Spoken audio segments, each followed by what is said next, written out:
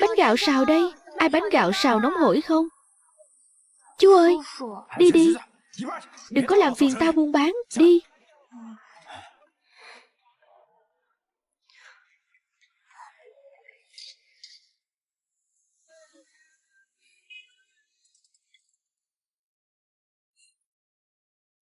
Bạn nhỏ à, có muốn ăn thử một phần không?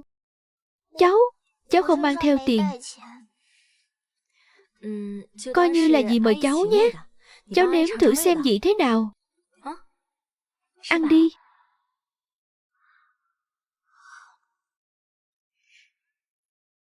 Ngon quá à. Ngon thì ăn từ từ thôi nhé. Dì ơi, dì không những xinh đẹp, tốt bụng, mà đến nấu ăn cũng ngon tuyệt cú mèo thế này. Cái đống này. Các người làm gì thế? Ra tay đi, đập.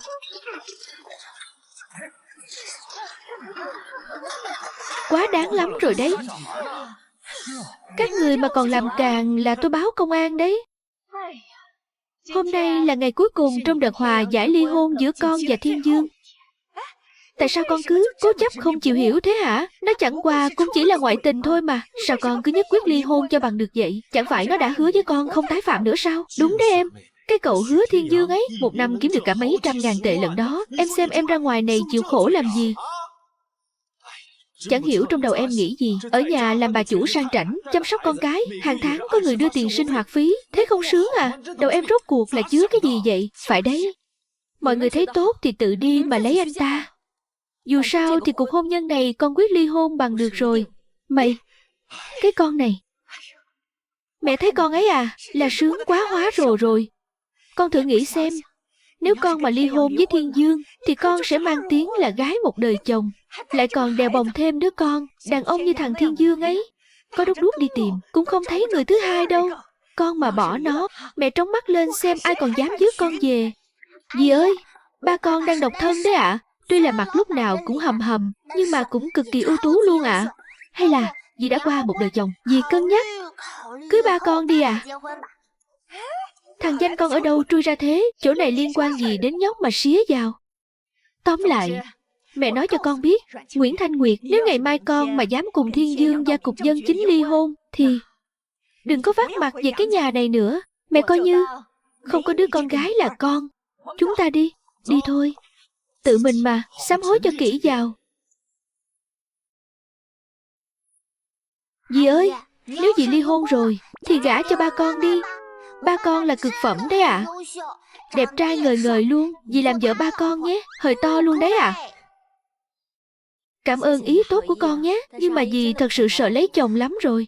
Dì ơi, con không chém gió đâu. Dì đợi nhé, giờ con đi tìm ba con, đưa đến cho dì xem mặt.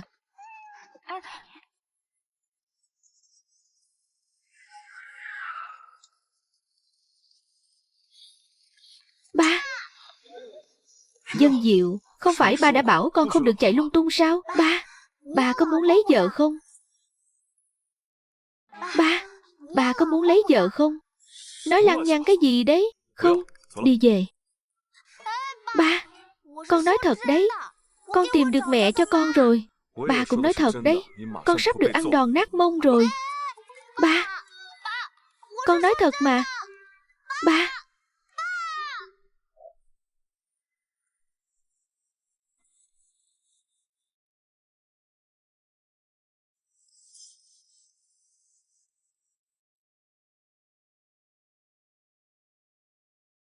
Thằng bé đó chắc cũng được ba nó đón về nhà rồi nhỉ? Đường, mẹ con mình về nhà thôi. Vâng ạ. Cải bắp non hởi, héo hon ngoài đồng. Cha chẳng thương, mẹ cũng chẳng còn. Mẹ ơi là mẹ. Dân Diệu, có phải lúc nãy ba đánh con còn nhẹ tay quá không hả? Con còn muốn làm trò gì nữa? Con muốn gì xinh đẹp lúc nãy là mẹ của con. Ba. Đi mà ba, con đã hứa với ba rồi, sau này không chạy lung tung nữa. Ba cũng hứa với con đi. Lấy dì ấy về nhé, cho dì ấy làm mẹ con đi ba. Trước đây chẳng phải con từng nói không muốn có mẹ kế sao? Đó là tại vì con chưa gặp được người mẹ kế nào ưng ý thôi. Con thấy Dì lúc nãy đúng là chân ái luôn. Ba à, con từ lúc sinh ra đã chẳng có mẹ rồi. Ba cũng đâu có muốn mấy bạn nhỏ ở trường mẫu giáo cứ cười nhạo con trai ba mãi chứ. Mẹ của Vân Diệu ngay lúc sinh nó đã qua đời vì sinh khó. Bao năm qua, Vân Diệu vẫn luôn rất hiểu chuyện, chưa từng nhắc đến mẹ. Giờ xem ra, trong lòng thằng bé vẫn luôn có một nút thắt. Con muốn dì ấy làm mẹ của con đến thế sao? Vâng ạ. Được rồi, dì ấy tên là gì? Để ba cho người đi tra. Con quên hỏi mất rồi. Nhưng mà dì xinh đẹp đó, hình như ngày mai sẽ đến cục dân chính để ly hôn đấy ạ.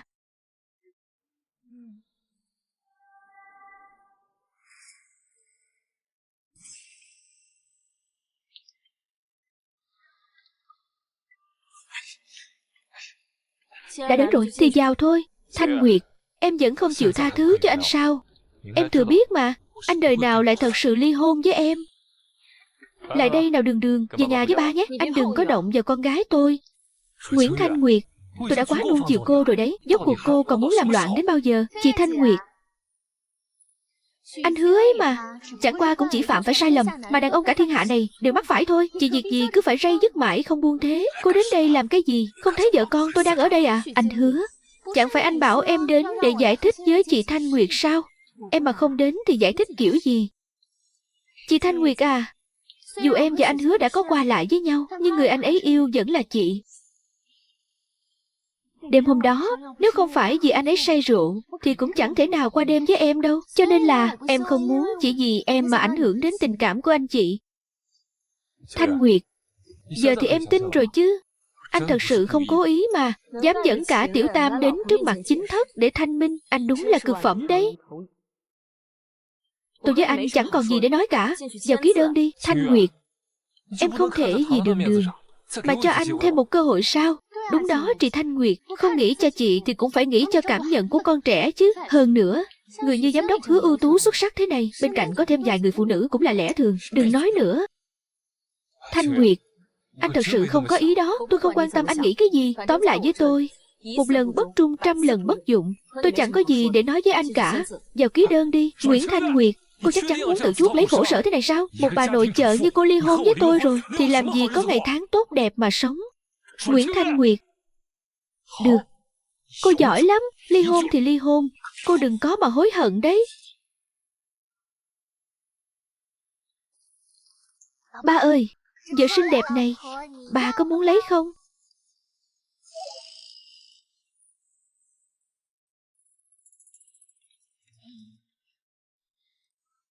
Chợ Lý Bạch, điều tra giúp tôi người phụ nữ xuất hiện lúc 9 giờ 44 phút sáng nay trước cửa cục dân chính. Ba à, còn điều tra cái gì nữa? Bây giờ phải chốt đơn liền tay đi chứ.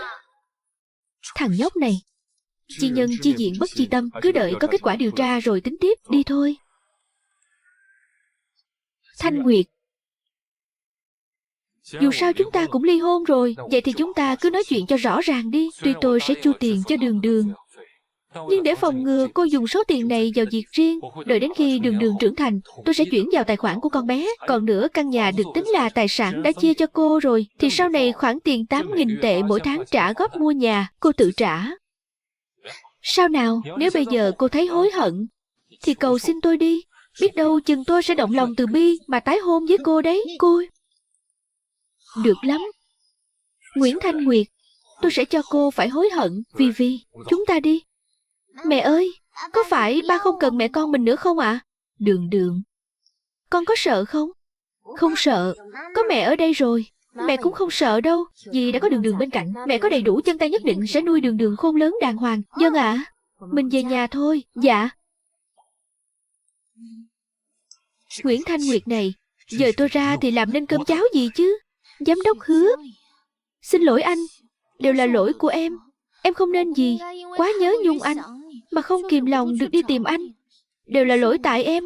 Em đúng là có lỗi thật. Đong đưa vài câu thì thôi đi.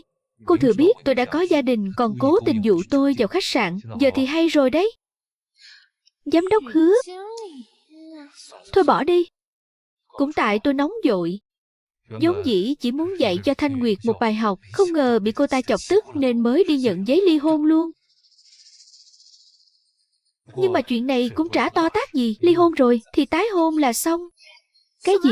Anh vẫn muốn tái hôn với chị Nguyệt á? Cô ấy là vợ tôi chỉ ly hôn với cô ấy thôi, chứ có phải hết yêu đâu. Đương nhiên phải tái hôn rồi. Nếu không cô tưởng tôi định cưới cô chắc. Ý em là giám đốc Hứa. Thế anh định tính sao đây? Chị Nguyệt đang rất giận anh đấy. Nếu cứ nằng nặc đòi tái hôn ngay, e là hơi khó.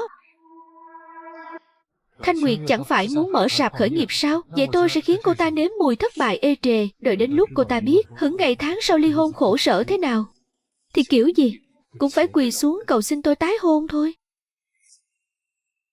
Chị Ngô này, chị xem em thuê sạp của chị đang yên ổn mà sao lại không cho thuê nữa? Tôi cần dùng không cho thuê nữa. Cô đi tìm chỗ khác đi. Nhưng em đã đóng tiền cọc rồi mà. Giờ cũng đã cuối tháng rồi. Tiền 2 ngày còn lại tôi sẽ trả lại cho cô. Bác ơi, bác cho mẹ con thuê thêm 1 ngày nữa đi ạ. Mau đi đi.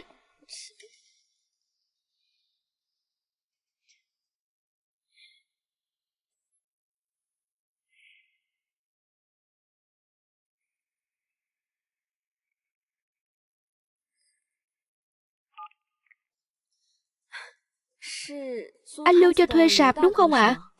Tôi muốn thuê sạp của anh. Cô là ai? Nguyễn Thanh Nguyệt. Nguyễn Thanh Nguyệt hả? Không thuê. Hôm nay rốt cuộc là có chuyện gì vậy?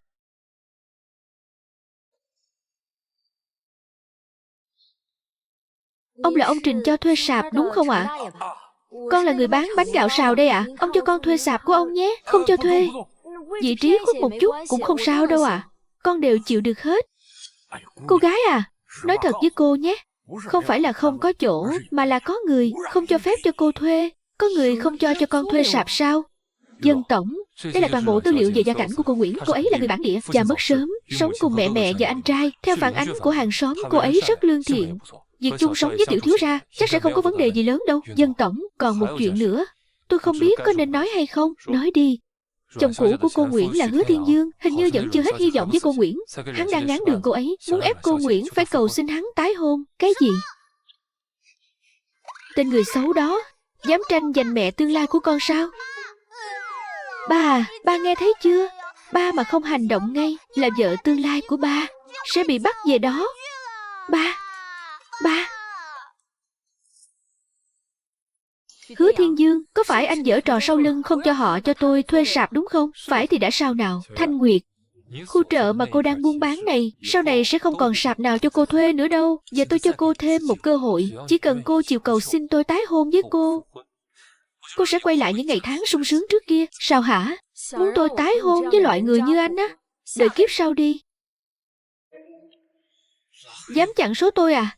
Cô ta dám chặn số tôi thật. Sớm muộn gì tôi cũng khiến cô ta phải khuất phục, quỳ xuống cầu xin tôi tái hôn. Xem ra Nguyễn Thanh Nguyệt và Hứa Thiên Dương hận thù nhau vẫn chưa đủ sâu nhỉ. Vậy thì để tôi đổ thêm dầu vào lửa. Anh Hứa, đừng giận nữa mà. Nào, anh Hứa, em có cách này hay lắm. Nói nghe xem. Em nghĩ thế này. Muốn chị Thanh Nguyệt khuất phục thì phải xem chị ấy quan tâm điều gì nhất. Nguyễn Thanh Nguyệt quan tâm nhất chính là đứa bé.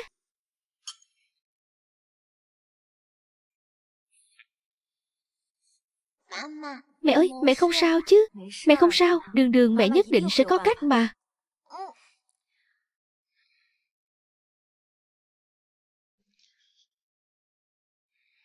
Thanh Nguyệt, tôi đã bảo với cô là sạp này tôi không cho thuê nữa rồi mà. Sao cô vẫn còn bày hàng ở đây? Chị Ngô, em đâu có chiếm sạp của chị. Em chỉ bày nhờ phía trước sạp thôi mà. Thế cũng không được, ảnh hưởng đến việc tôi cho người khác thuê. Chị xem, hôm nay là ngày cuối rồi. Nốt hôm nay thôi chị. Nguyễn Thanh Nguyệt cô việc gì phải khổ thế? Cô có một người chồng cũ giỏi giang như vậy, tội gì phải ly hôn chứ? Xuống nước một tí không được à? Chỉ cần cô làm cho Hứa tiên sinh đổi ý thì đừng nói là hôm nay. Ngày nào cô bày bán cũng được hết. Một kẻ ngoại tình căn bản không xứng làm chồng tôi, cũng chẳng xứng làm ba của con tôi. Đã không nghe thì dọn đi nhanh lên.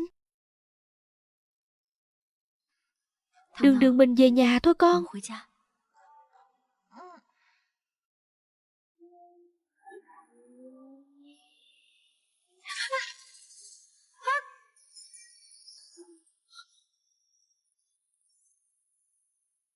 Dì ơi! Dì ơi!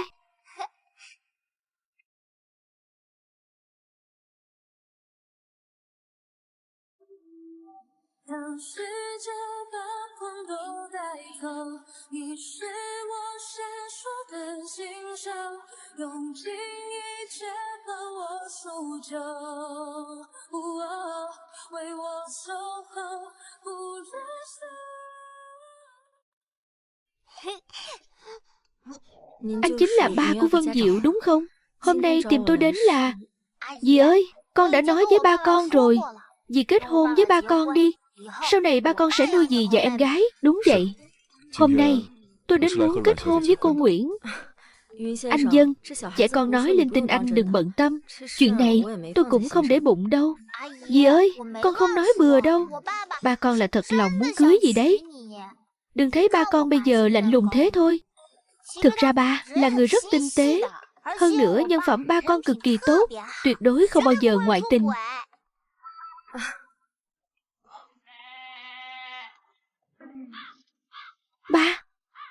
Bà mau nói vài câu đi chứ. Đây là người mẹ mà khó khăn lắm con mới tìm được đấy. Ba nhất định phải giúp con giữ chân.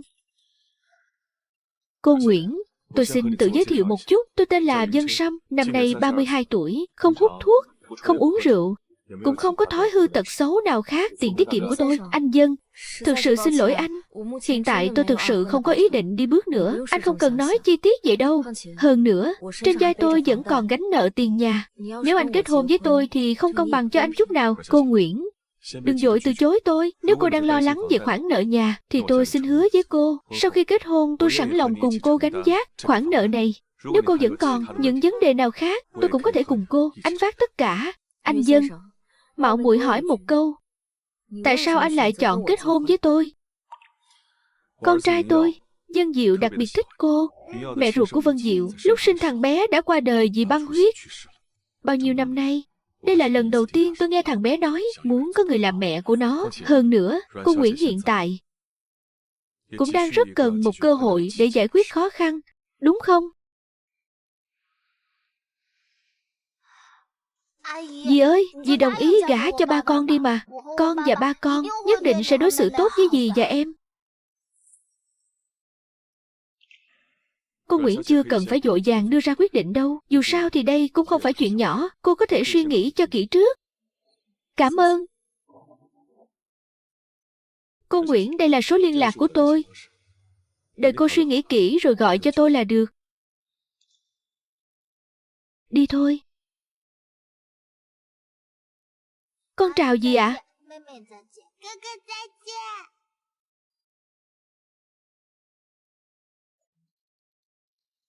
Dân tổng, xe đã chuẩn bị xong rồi ạ. Được. Sao thế? Ba, con quyết định không về cùng ba nữa. Con muốn thay ba, trông chừng dì xinh đẹp và em gái. Dân Diệu, Dân tổng, có cần đuổi theo tiểu thiếu ra không ạ? Không cần đâu, đưa số liên lạc của cô Nguyễn cho tôi. Dân.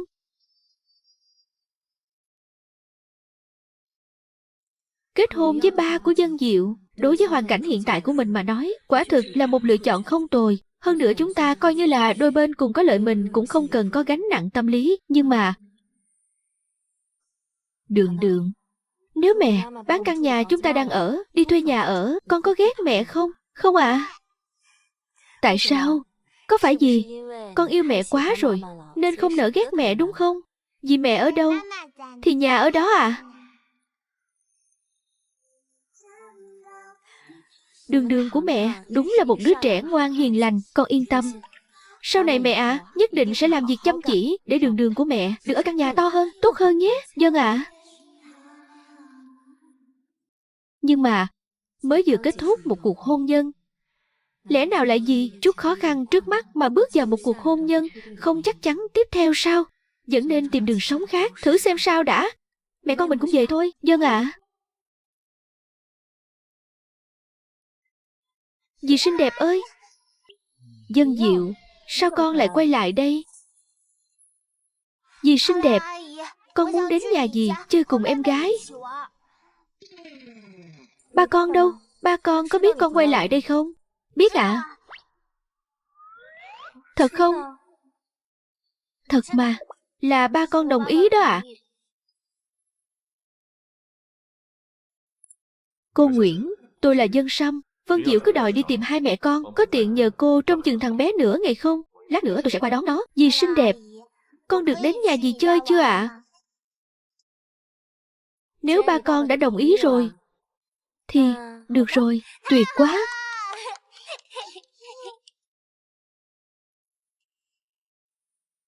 Nói đi, các con muốn ăn gì nào? Dì sẽ làm cho các con ăn. Con muốn ăn bánh gạo xào dì làm. Con cũng muốn ăn món mẹ làm. Bánh gạo xào.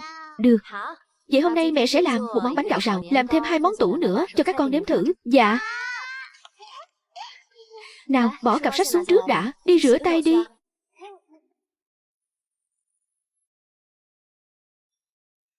Chính là đây.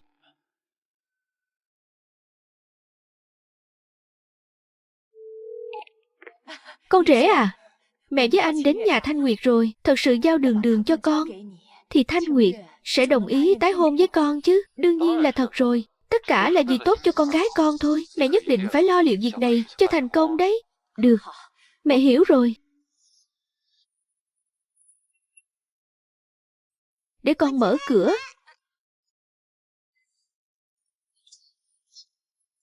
Đường.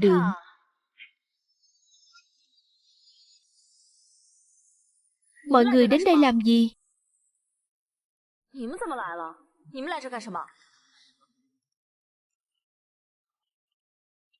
Ở đây không chào đón mọi người. Mời mọi người ra ngoài. Thanh Nguyệt, sao em lại nói chuyện kiểu đó? Nói gì thì nói. Anh với mẹ cũng là người thân của em. Đúng đấy. Mẹ là mẹ của con đấy. Chẳng lẽ không được đến thăm con gái và cháu ngoại sao? Là người ức hiếp gì hôm đó? Không được. Mình phải gọi điện mách ba. Có người bắt nạt vợ tương lai và con gái của ba. Ba ơi, ba mau đến đây đi. Đường, hôm nay cháu xinh quá. Nào, lại đây với bà ngoại để bà ôm cái nào. Nào, nhanh lên. Thằng bé này, cháu không cho phép bà bắt nạt dì và em. Đây chẳng phải là thằng danh con hôm đó sao? Cháu không phải là danh con. Cháu là anh trai của Đường. Con gái và con rể tôi chỉ sinh được mỗi Đường là con gái. Đào đâu ra anh trai chứ? Mày tránh ra cho tao.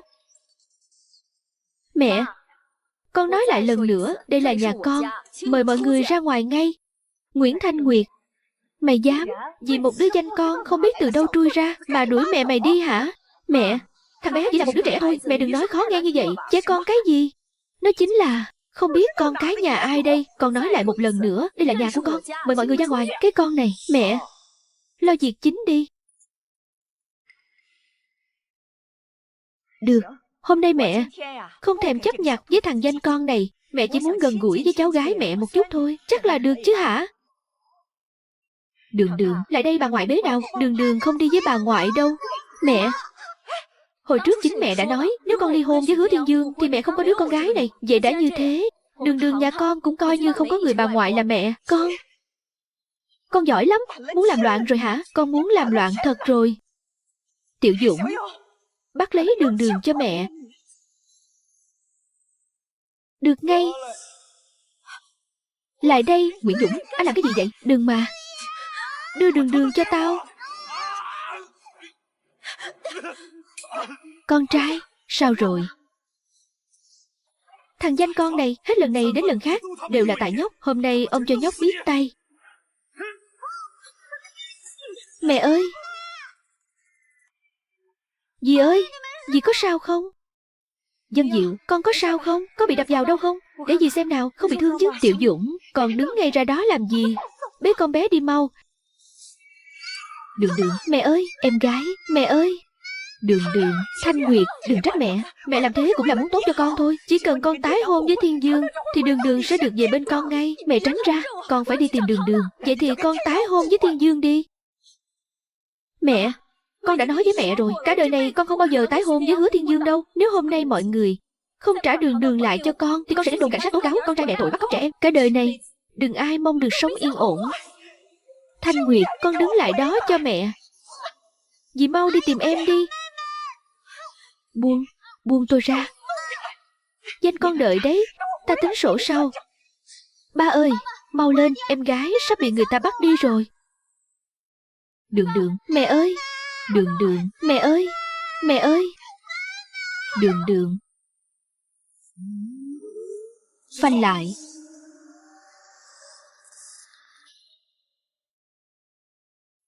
Đường. Thanh Nguyệt, cô chán sống rồi à? Trả Đường lại cho tôi. Thanh Nguyệt, em câm miệng đi. Hứa Thiên Dương, nếu anh còn dám động vào con gái tôi sẽ liều mạng với anh đấy. Nguyễn Thanh Nguyệt. Đường cũng là con gái tôi mà, sao tôi có thể hại con bé được chứ? Giờ tôi chỉ muốn em suy nghĩ lại việc tái hôn. Chúng ta đã ly hôn rồi, anh đúng là đồ tồi. Nhưng mà anh đã hối hận rồi. Thanh Nguyệt, anh vẫn yêu em. Buồn nôn. Lúc ly hôn đã nói rõ rồi Đường sẽ đi theo tôi. Nguyễn Thanh Nguyệt, bây giờ thân cô còn lo chưa xong. Để Đường theo cô liệu cô chăm sóc được không? Trước khi cô đưa ra cho tôi câu trả lời, Đường ở bên cạnh tôi mới là lựa chọn tốt nhất. Đường con mau ra đây với mẹ. Thanh Nguyệt. Mẹ ơi, con rể, mau đi đi. Nguyễn Thanh Nguyệt, tôi hỏi cô lần cuối cùng, cô có muốn cùng tôi tái hôn hay không? Không bao giờ, cả đời này tôi sẽ không bao giờ tái hôn với anh. Trả Đường lại cho tôi. Được lắm. Nguyễn Thanh Nguyệt, cô đúng là rượu mời không uống lại muốn uống rượu phạt. Giữ chặt cô ta lại cho tôi. Đường. Mẹ ơi. Đi theo mẹ nào. Mẹ đưa con đi. Mẹ ơi. Đường. Mẹ ơi. Đường.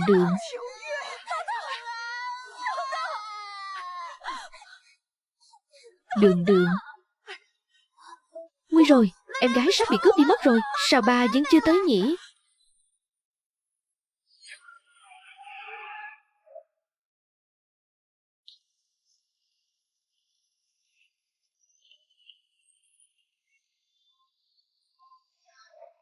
Kẻ nào đây?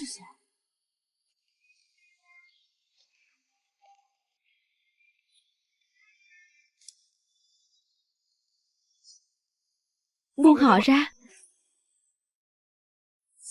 Ba, là bọn họ bắt nạt vì xinh đẹp và em gái. Hơn nữa vì bảo vệ con mà còn bị thương nữa đấy. Ba à, vì tốt như vậy, ba nhất định phải bảo vệ dì và em gái đấy nhé. Anh Dân, giúp tôi với, cứu Đường với. Yên tâm, tôi chắc chắn sẽ không để họ mang Đường đi đâu.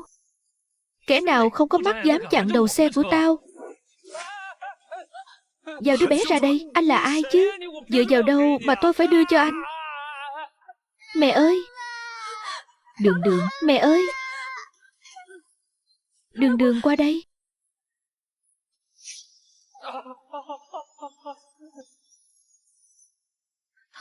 Đừng sợ, có mẹ ở đây rồi. Chúng ta đi thôi. Mấy người không được đi. Anh là cái thá gì? Dựa vào đâu mà mang vợ con tôi đi? Đúng đấy, cậu là ai? Dựa vào đâu mà mang cháu gái tôi đi? Đây là ba cháu. Ba của nhóc á? Ba nhóc là cái thá gì chứ? Đây là việc riêng nhà chúng tôi. Hắn ta dựa vào đâu mà lo chuyện bao đồng? Anh Hứa, xem ra tôi cần phải giới thiệu rồi. Tôi tên là Vân Sâm, là người chồng thứ hai của Nguyễn Thanh Nguyệt, ba mới của Đường.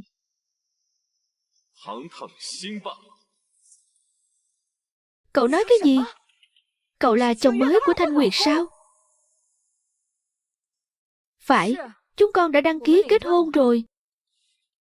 Nguyễn Thanh Nguyệt, con quá quắt lắm rồi đấy. Con chẳng nói chẳng rằng đã tìm chồng hai rồi.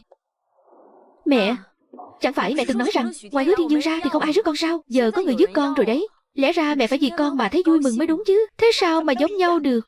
Cậu ta sao có thể so với Thiên Dương được? Sao lại không so được ạ? Bà cháu tốt lắm đấy. So với ông chú xấu xa kia thì xịn hơn gấp vạn lần. Chuyện này không thể nào. Cô mới ly hôn với tôi được mấy ngày, sao có thể nhanh chóng cùng gã đàn ông khác kết hôn được chứ? Anh còn có thể trong lúc chúng ta còn là vợ chồng mà ngoại tình, thì sao tôi lại không thể tái hôn chớp nhoáng sau khi ly hôn chứ? Tôi đã nói rồi mà.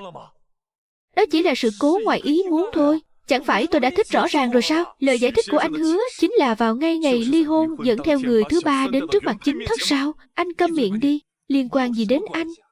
Hơn nữa, tôi dẫn theo người thứ ba lúc nào? Khoan đã. Không đúng. Sao anh lại biết? Chuyện lúc tôi ly hôn, tôi đã đưa Vi Vi đến trước mặt Thanh Nguyệt rồi. Nguyễn Thanh Nguyệt, có phải em đã sớm qua lại với gã đàn ông này rồi không hả? Hứa Thiên Dương tôi không có mặt dày vô sĩ như anh đâu. đến một đứa trẻ con như cháu cũng biết là cưới vợ về thì phải đối xử tốt với vợ, không được làm vợ đau lòng. Chú à, vậy mà chú còn dám nói thế sao? Dì xinh đẹp ơi. Dì, thật là mất mặt quá đi. Dì ơi, con nói đúng không ạ? Đúng vậy. Cái thằng danh con này. Dù sao thì miệng lưỡi thế gian ai mà biết được là thật hay giả. Anh tin hay không thì tùy. Nếu không còn việc gì khác, chúng tôi về nhà đây. Các người không được đi. Vợ chồng đã kết hôn rồi, sao cách xưng hô với nhau lại xa lạ thế kia? Anh biết rồi. Nguyễn Thanh Nguyệt, hai người căn bản là chẳng có tình cảm gì cả đúng không? Hơn nữa chắc chắn là cũng chưa hề kết hôn thật. Cô chắc chắn là vì giận quá mất khôn, nên tìm hắn ta đến diễn kịch cho tôi xem chứ gì. Tôi nói có đúng không? Các người, Hứa tiên sinh lo xa quá rồi.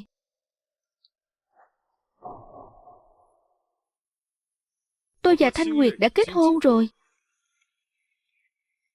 Chúng tôi hiện tại là vợ chồng hợp pháp. Chuyện này sao có thể chứ?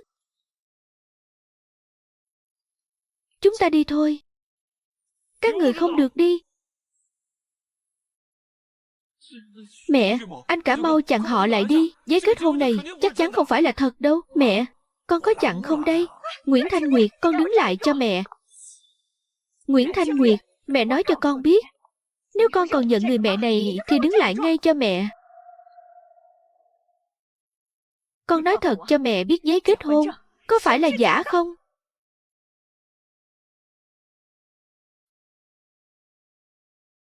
Cho dù là giả thì đã sao? Mà là thật thì đã làm sao? Dù sao thì giữa con và Hứa Thiên Dương cũng đã kết thúc rồi. Cả đời này con cũng không bao giờ tái hôn với anh ta đâu. Nguyễn Thanh Nguyệt, sao con cứ chấp mê bất ngộ như thế hả? Ba con mất sớm, mẹ một mình nuôi anh con và con khôn lớn. Mẹ đã chịu bao nhiêu cực khổ cũng chỉ vì không muốn con đi vào vết xe đổ của mẹ thôi mà. Sao con lại? Con không biết mẹ nghĩ thế nào. Nhưng mắt con trước giờ không chứa nổi hạt cát. Mẹ à, nếu mẹ đã có thể dựa vào chính mình để nuôi lớn con và anh hai, thì con cũng có thể tự mình nuôi dạy Đường Đường thật tốt. Cho dù không làm mợ Hứa nữa, con vẫn có thể sống một cuộc đời tử tế. Còn về con và Đường Đường, mẹ và anh muốn nhận thì nhận, không muốn nhận thì cứ coi như không có đứa con gái này đi.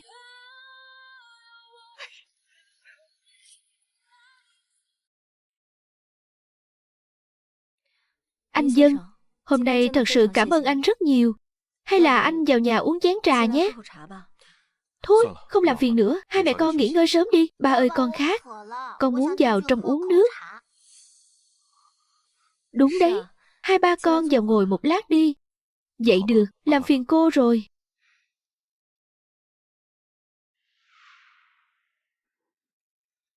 Cảm ơn cô.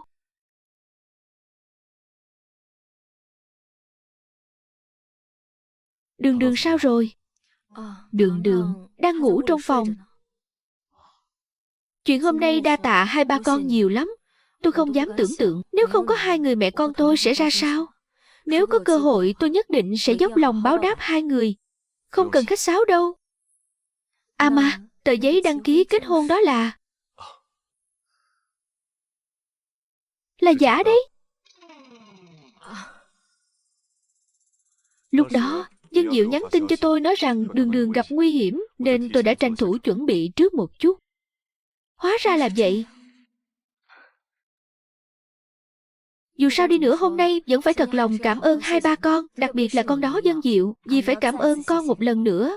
Dì đừng khách sáo ạ. Cô Nguyễn sau này có dự định gì không? Tôi cảm thấy Hứa Thiên Dương chắc chắn sẽ không chịu để yên đâu. Tôi cũng không biết nữa. Thôi thì cứ binh tới tướng chặn, nước dân đất ngăn vậy. Tôi sẽ không bao giờ dính dáng đến loại cặn bã đó thêm một lần nào nữa. Dì ơi, hay là dì với ba con đi đăng ký kết hôn đi. Sau này dì dọn về nhà con ở, ba con sẽ nuôi dì và em gái. Đúng không ba? Đúng vậy. Theo tình hình hiện tại, đây quả thực là giải pháp tốt nhất. Dù sao thì cô Nguyễn hiện đang nuôi Đường Đường, cô còn nợ tiền nhà phải trả, công việc cũng chưa có. Xét trên góc độ nuôi dạy trẻ, Hứa Thiên Dương đúng là có ưu thế hơn. Nếu anh ta kiện ra tòa thì rất có khả năng Đường Đường sẽ bị tòa phán cho anh ta. Nhưng nếu tôi có thể chứng minh rằng ngay cả khi không tái hôn tôi vẫn đủ khả năng nuôi dưỡng con bé thì sao? Tôi biết việc kết hôn với Dân tiên sinh có thể giải quyết phần lớn vấn đề, nhưng tôi vẫn cảm thấy có chút không cam lòng. Nói ra cũng không sợ anh chê cười. Từ nhỏ mẹ đã dạy tôi phải tìm một người đàn ông có tiền, có năng lực mà gả. Sau này tôi cũng tìm được một người có thể nuôi tôi, nhưng tôi phát hiện ra sau khi kết hôn tôi chẳng hề vui vẻ, cứ như là đôi cánh bị bẻ gãy vậy. Cuộc ly hôn này đối với tôi ngược lại là một sự giải thoát. Cho nên đây cũng là một trong những lý do cô từ chối tôi sao? Coi là vậy đi. Vì thế, cảm ơn ý tốt của Vân tiên sinh. Nhưng tôi thật sự không có ý định đi bước nữa. Được rồi, cô Nguyễn, tôi hiểu rồi. Vậy thế này, dì ơi, không phải là dì không thể làm mami của con nữa sao? Nếu con và ba con không ngại, thì con có thể gọi dì là mẹ nuôi. Dì cũng sẽ đối xử với con tốt như với Đường Đường vậy. Nhưng con vẫn muốn dì làm mẹ ruột của con cơ. Thời gian không còn sớm nữa, ba con tôi về trước đây. Ông ba phế vật này có vợ cũng không theo đuổi được, lại phải để đích thân mình ra tay. Khó chịu quá. Dân Diệu, con sao vậy? Dân Diệu.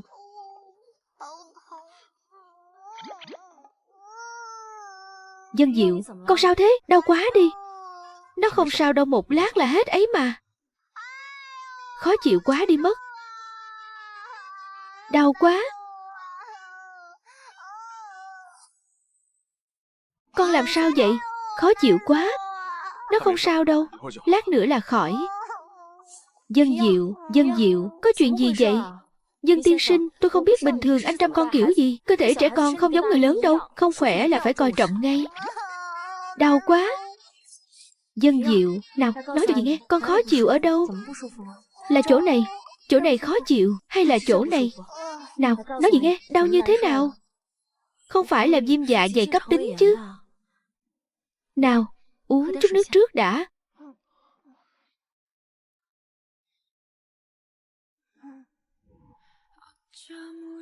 Dì thật sự giống người mẹ trong mơ của con quá.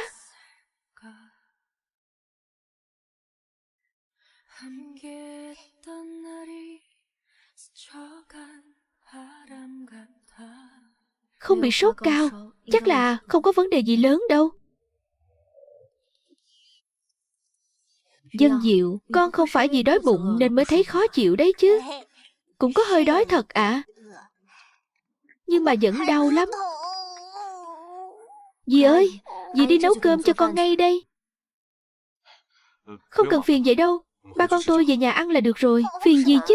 Hôm nay vốn đã nói là đưa thằng bé về nhà ăn cơm mà. Tôi đi một lát rồi quay lại ngay. Ba này, ba thực sự quá kém cỏi rồi.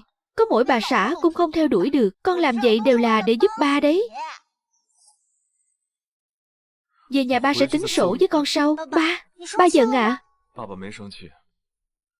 Nếu như dì Nguyễn cuối cùng cũng không đồng ý làm mẹ con có thất vọng không? Giống như dì Nguyễn đã nói đó, con có thể nhận dì ấy làm mẹ nuôi. Ba không muốn kết hôn với dì Nguyễn sao?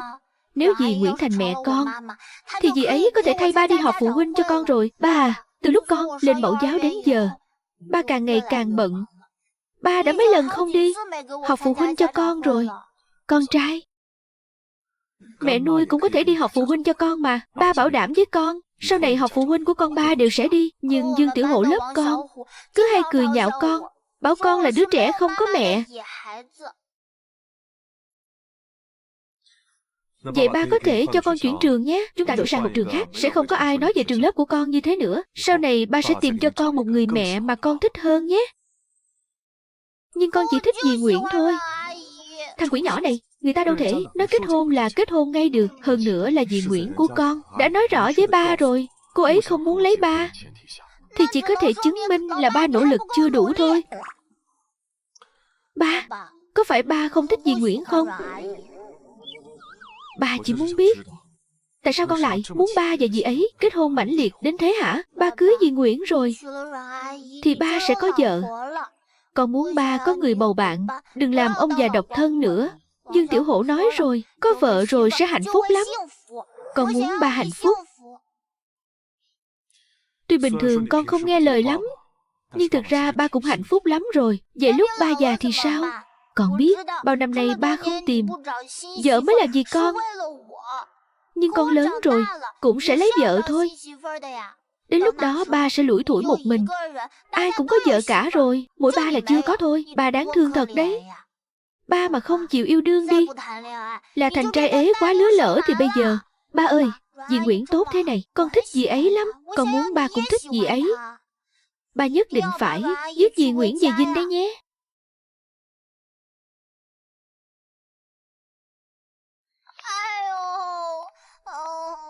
Dì có ít bánh mì lát đây, cho Vân Diệu lót dạ trước nhé. Cảm ơn cô, con ăn tạm chút đi, để dì đi nấu cơm cho con.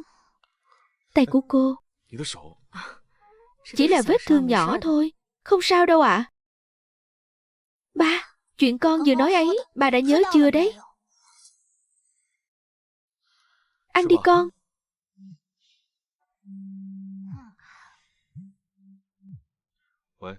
Dân tổng, mẹ và anh trai của cô Nguyễn, còn cả Hứa Thiên Dương đều đã rời đi rồi ạ. À phải rồi, có cần thuộc hạ lát nữa qua đón ngài và thiếu ra không ạ? Không cần đâu, cậu giúp tôi mang một hộp thuốc trị chấn thương đến đây.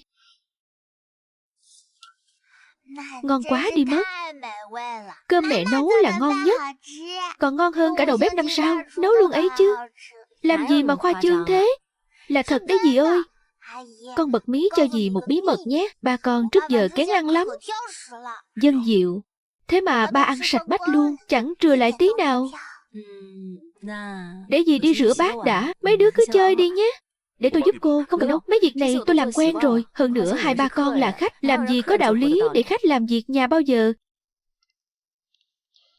Bình thường mẹ cháu hay làm những việc này lắm sao? Vâng ạ. Ngày nào mẹ cũng bận rộn lắm. Mẹ vừa phải nấu cơm, rửa bát, giặt rũ, lại còn phải chăm sóc Đường Đường với cả ông ba say xỉn nữa. Tôi từng tìm được một người có thể nuôi mình, nhưng tôi phát hiện ra kết hôn rồi chẳng hề vui vẻ gì, cứ như bị bẻ gãy đôi cánh vậy. Ly hôn đối với tôi mà nói ngược lại là một sự giải thoát. Hóa ra ý cô ấy lúc đó là như vậy. Dì Nguyễn vất vả quá, bà mau đi giúp dì rửa bát đi. Không được, con nhất định phải giúp đẩy thuyền cho ba với dì Nguyễn mới được. Em gái, anh hỏi cái này nhé. Em có muốn mẹ em gả cho ba anh không? Nếu em nói muốn, ngày nào anh cũng cho em một cây kẹo mút. À không, 10 cây luôn. Anh ơi, em còn nhỏ nhưng không có khờ đâu nhé. Được rồi, anh chỉ muốn em cũng thích ba anh thôi. Thế ba anh có đối xử tốt với mẹ em không? Đương nhiên là có rồi. Nếu sau này chúng ta thực sự trở thành người một nhà, ba anh nhất định sẽ đối xử tốt với em và dì. Em có biết mẹ em thích cái gì không? Mẹ em thích soái ca. Soái ca á? Ba anh chính là siêu cấp đại soái ca đấy, lại còn có cả cơ bụng nữa. Thế mẹ em không thích cái gì? Mẹ em không thích ba em uống rượu với cả chuột nữa. Anh nghĩ ra một cách hay lắm. Cách gì cơ? Lát nữa là em biết liền. Sao thế? Cô làm thế này vết thương sẽ bị nhiễm trùng đấy.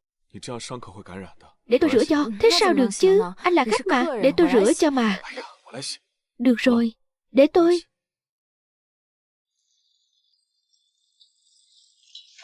Không ngờ anh làm việc nhà cũng thành thạo phết đấy. Làm việc nhà vốn dĩ đâu phải là trách nhiệm của riêng giới tính nào đâu. Anh ấy dường như đúng là khác hẳn với Hứa Thiên Dương. Rửa xong để tôi dọn cho. Cô Nguyễn sau này có dự định gì không? Vẫn muốn tiếp tục khởi nghiệp chứ? Chắc là vậy.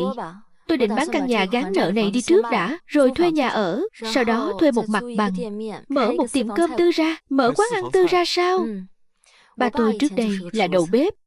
Tôi từ nhỏ đã theo ba học nấu ăn rồi. Đây là ước mơ của hai ba con tôi. Có điều hiện tại tình hình kinh tế chung không tốt, nhà cũng khó bán, Nên tôi tính là trước khi bán được căn nhà này thì đi làm thuê hoặc bày sạp bán hàng trước đã. Vậy sau khi khởi nghiệp thành công cô có cân nhắc đến việc tìm đối tượng kết hôn nữa không? Chắc là có. Cái này còn phải xem duyên phận nữa. Còn anh Dân thì sao?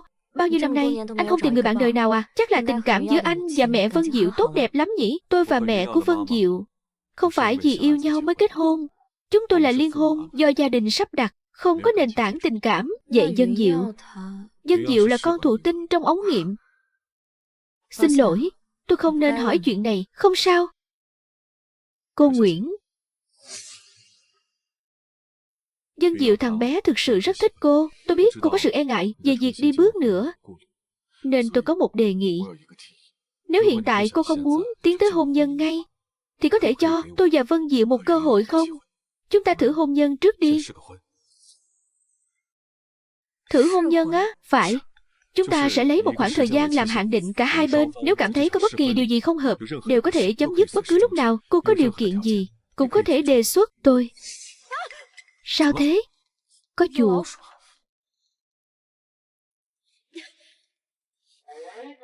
Anh đừng sợ.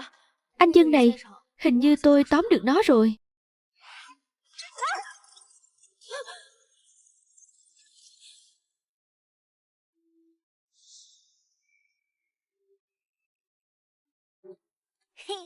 Đúng là mình có khác. Kế hoạch thành công rồi. Cảm ơn. Không có gì. Hỏng rồi. Sắp bị lộ rồi.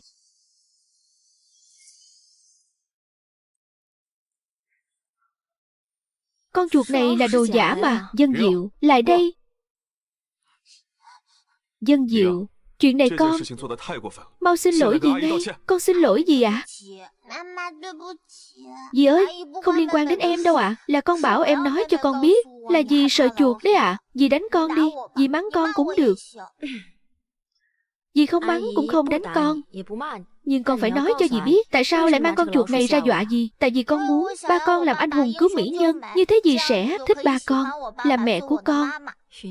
Dì ơi, Dân Diệu, không được làm khó dì Nguyễn nữa. Chúng ta về nhà thôi. Ba, nghe lời nào. Xin lỗi cô.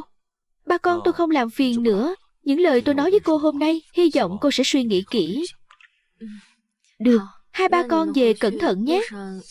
Chào dì đi con.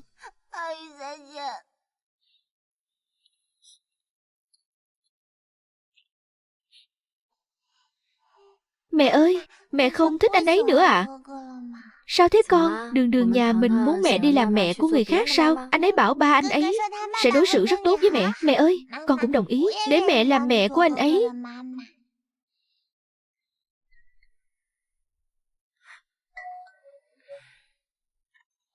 Sao hai ba con lại quay lại? Cô Nguyễn, tiếp thuốc này tôi quên chưa đưa cho cô. Vết thương của cô cần được xử lý. Vết thương nhỏ thôi, không cần đâu. Dì cứ nhận đi ạ. Cảm ơn.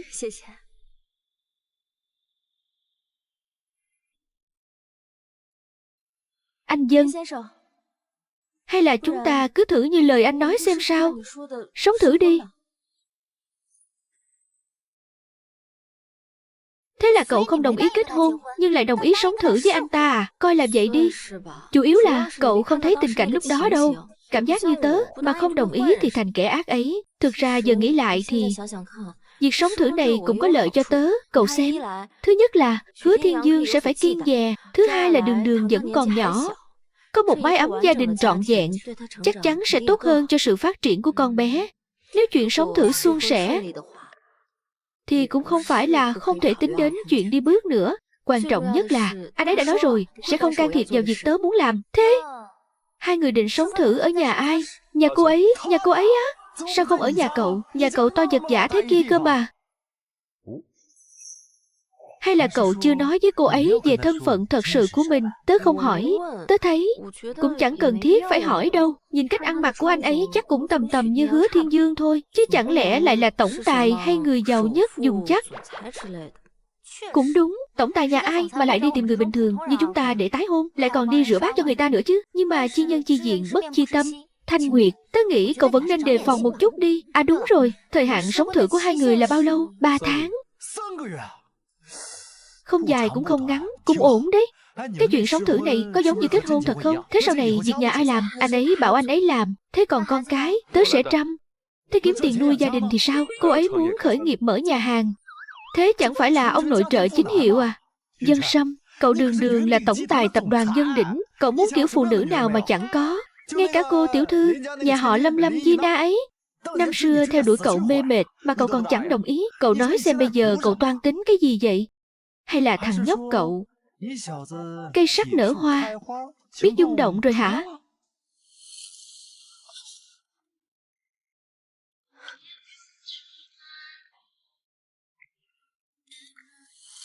Rốt cuộc cậu có giúp không? Giúp chứ.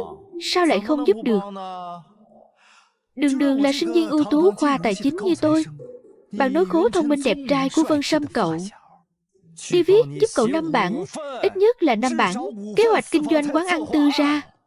Thôi được rồi, ai bảo chúng ta là anh em tốt lớn lên bên nhau, từ hồi còn cởi chuồng tắm mưa chứ. Sâm, giờ tôi cút đi viết cho cậu ngay đây.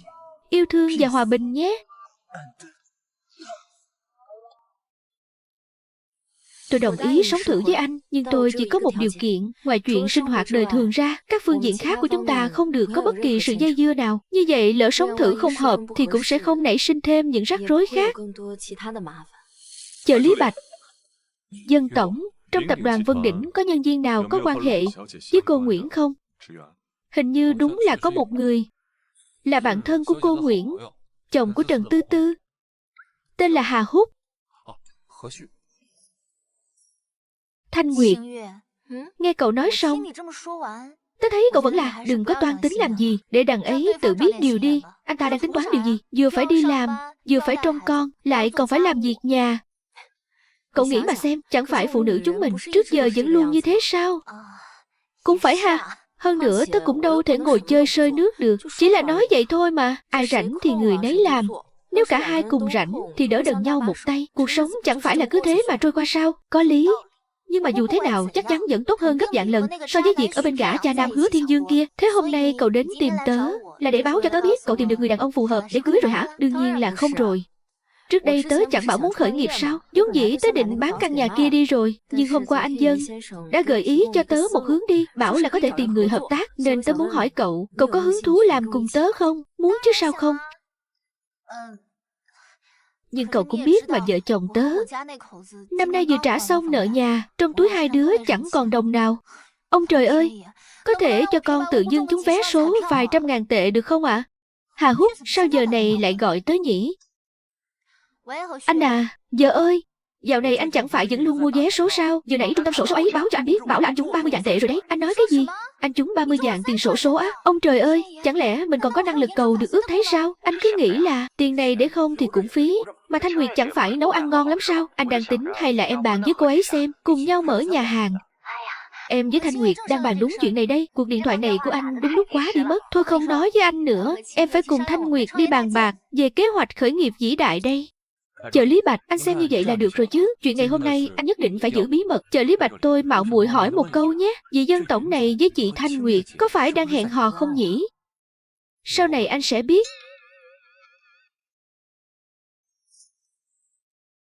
Thanh Nguyệt, cậu nghe tớ nói chưa? Lão chồng nhà tớ ấy trúng xổ số 30 vạn tệ đấy. Trừ thuế xong vẫn còn hơn 20 vạn. Lần này tớ có tiền đưa cậu để hợp tác mở quán ăn rồi. Hơn 20 vạn chắc là đủ nhỉ? Đương nhiên là đủ rồi. Tớ cũng đâu định mở nhà hàng lớn lắm đâu. Bản thân tớ cũng dành dụm được một ít mà. Thế thì tốt quá rồi. Tớ sẽ đem hơn 20 vạn này đầu tư vào hết. Đợi Hà Húc đi đổi tiền về, tớ sẽ chuyển khoản cho cậu ngay. Thế không được đâu. Tớ rủ cậu cùng làm quán ăn, chứ không phải coi cậu là kẻ ngốc để lợi dụng đâu. Hay là thế này đi, cậu cứ đầu tư 5 vạn vào trước, số còn lại coi như là tớ vay của cậu. Không thì cậu thiệt thòi lắm. Thôi, dừng lại đi. Dù sao số tiền này cũng là lộc trời cho. Có lỗ thì đã làm sao nào? Nguyệt à, sao cậu có thể lại thiếu tự tin vào bản thân thế hả? Nhưng mà tiền bạc thì phải phân minh. Đừng có nhưng nhị gì nữa. Hà Húc trước giờ có bao giờ trúng giải lớn đâu. Cậu vừa bảo muốn mở quán ăn, anh ấy trúng độc đắc ngay. Điều này chứng tỏ cái gì? Chứng tỏ là cậu chính là vận may của anh ấy đấy. Cho nên cậu ấy à, cứ mạnh dạn mà làm đi. Tớ thì cứ ngồi dung đùi chờ chia lãi thôi. Được, cảm ơn cậu. Từ từ, tớ nhất định sẽ cố gắng hết mình, sẽ không để cậu thất vọng đâu. Dân tổng, bản kế hoạch ngài cần đây ạ.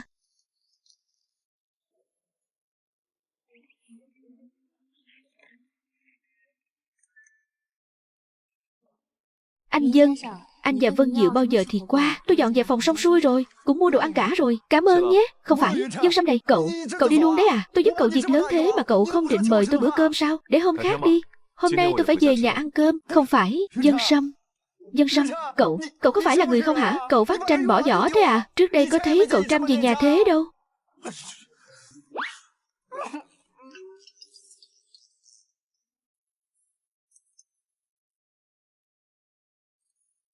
Được, ba con tôi qua ngay đây. Đường, tối nay anh trai sẽ đến ăn cơm đấy. Con có vui không?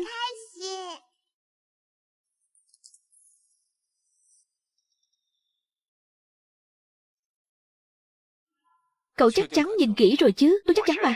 Giám đốc Hứa, tôi làm đúng theo dặn dò của anh, đặc biệt nhìn dập từ tối qua. Bắt đầu canh chừng rồi. Tối hôm qua, gã đàn ông đó hoàn toàn không hề ngủ lại nhà vợ cũ của anh. Hơn nữa đến giờ này cũng vẫn chưa thấy xuất hiện, chứng tỏ hắn ta không phải là chồng mới của vợ cũ anh. Được, tôi biết rồi. Nguyễn Thanh Nguyệt. Tôi biết ngay mà, cô ta cố tình thuê người đến diễn kịch thôi. Giám đốc Hứa, vậy nếu chị Thanh Nguyệt đã vì không muốn tái hôn với anh mà thuê người đến diễn kịch như vậy, chứng tỏ chị ấy không muốn quay lại đâu. Chi bằng, hay là quay sang cưới em đi. Cô có biết nhìn rõ thân phận của mình không hả? Nói dễ nghe một chút thì gọi là tình nhân, nói khó nghe thì là... Chẳng lẽ còn muốn leo lên làm chính thất à?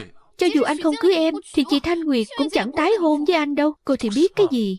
Thanh Nguyệt chẳng qua là nhất thời chưa nghĩ thông suốt thôi. Hơn nữa trước đây tôi đúng là có hơi lỗ mãn một chút. Chỉ cần bây giờ tôi chịu hạ mình xuống, đổ dành cô ấy một chút, cô ấy chắc chắn sẽ hồi tâm chuyển ý. Anh đi đâu đấy? Bây giờ tôi phải đi tìm stylist, túc tác lại bản thân cho đàng hoàng. Tối nay tôi sẽ đi tìm Nguyễn Thanh Nguyệt để hâm nóng lại những hồi ức lúc chúng tôi còn đang yêu nhau.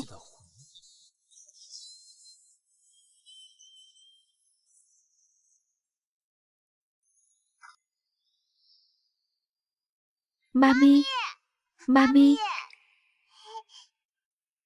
Anh Dân, hai ba con đến rồi à? Dì ơi, con có thể gọi dì là Mami được chưa ạ? Được chứ, con cứ gọi đi. Anh Dân này, nhà em là căn hộ 2 phòng ngủ, nên tối nay chắc là phải để anh và Vân Diệu chịu thiệt thòi ngủ ở phòng cho khách rồi. Nhưng không sao đâu, ga giường với giỏ chăn em đều thay đồ mới cả rồi. Làm phiền em quá. Tại sao con lại phải ngủ với ba chứ? Con muốn ngủ với em gái cơ. Ba ngủ với Mami đi. Buổi tối em gái không ngủ được đâu, còn cần mẹ dỗ ngủ nữa. Em Đường, mẹ nói có thật không?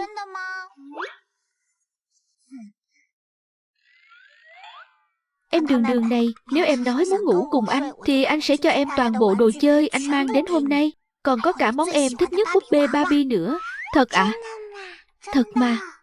Dân Diệu, tối nay con ngủ với ba. Không, con muốn ngủ với em gái cũng muốn ngủ với con mà. Con muốn ngủ với anh cơ. Con muốn ngủ với em gái. Được rồi. Nếu hai đứa đã muốn ngủ cùng nhau thì cứ để chúng ngủ chung đi. Dù sao chúng ta cũng đang thử hôn nhân. Vợ chồng ngủ chung một phòng là đúng rồi. Cũng không có gì đâu. Tối nay anh chịu khó một chút nhé. Không sao đâu. Được rồi, giở tay rồi ăn cơm.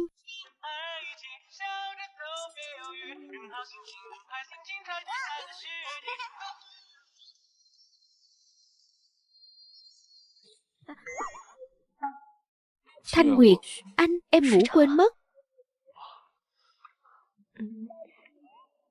Anh dọn dẹp xong hết rồi à? Phòng khách cũng dọn xong cả rồi. Người này chỉ biết nói thôi sao? Vậy thì cái này cho em xem thử có dùng được không? Bản kế hoạch kinh doanh quán ăn Tư Ra. Phải. Dùng được chứ. Em đang lo không biết bắt đầu từ đâu đây. Dùng được là tốt rồi. Cái này là anh viết hả? Không phải, là anh tra trên mạng đấy. Chắc không tính là can thiệp vào việc khởi nghiệp của em đâu nhỉ? Không tính. À đúng rồi, em còn chưa nói với anh. Hôm nay em tìm được đối tác rồi. Cảm ơn anh hôm qua đã gợi ý cho em. Với lại, nếu sau này quán ăn khai trương thật, em hy vọng anh có thể đến làm vị khách đầu tiên của em. Được. Anh vẫn chưa tắm. Vậy anh đi tắm trước đi. Em nghiên cứu cái này chút. Được.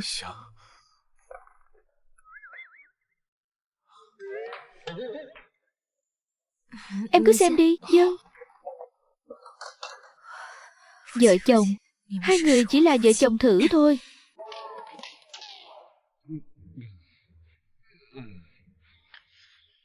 Thanh Nguyệt, em còn nhớ giờ này với bộ đồ này không?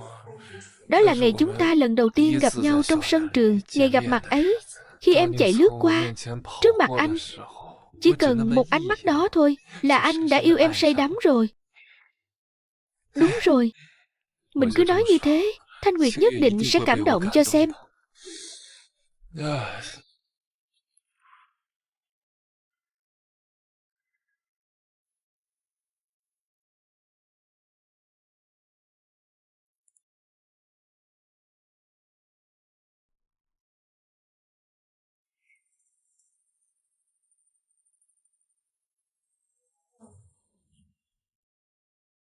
Thanh Nguyệt, mày... Sao lại là mày? Không đúng. Chắc chắn là do mình căng thẳng quá nên bị ảo giác rồi. Phải, mình vừa mới xác nhận với người ta xong mà. Nó không thể nào ở trong nhà Nguyễn Thanh Nguyệt được.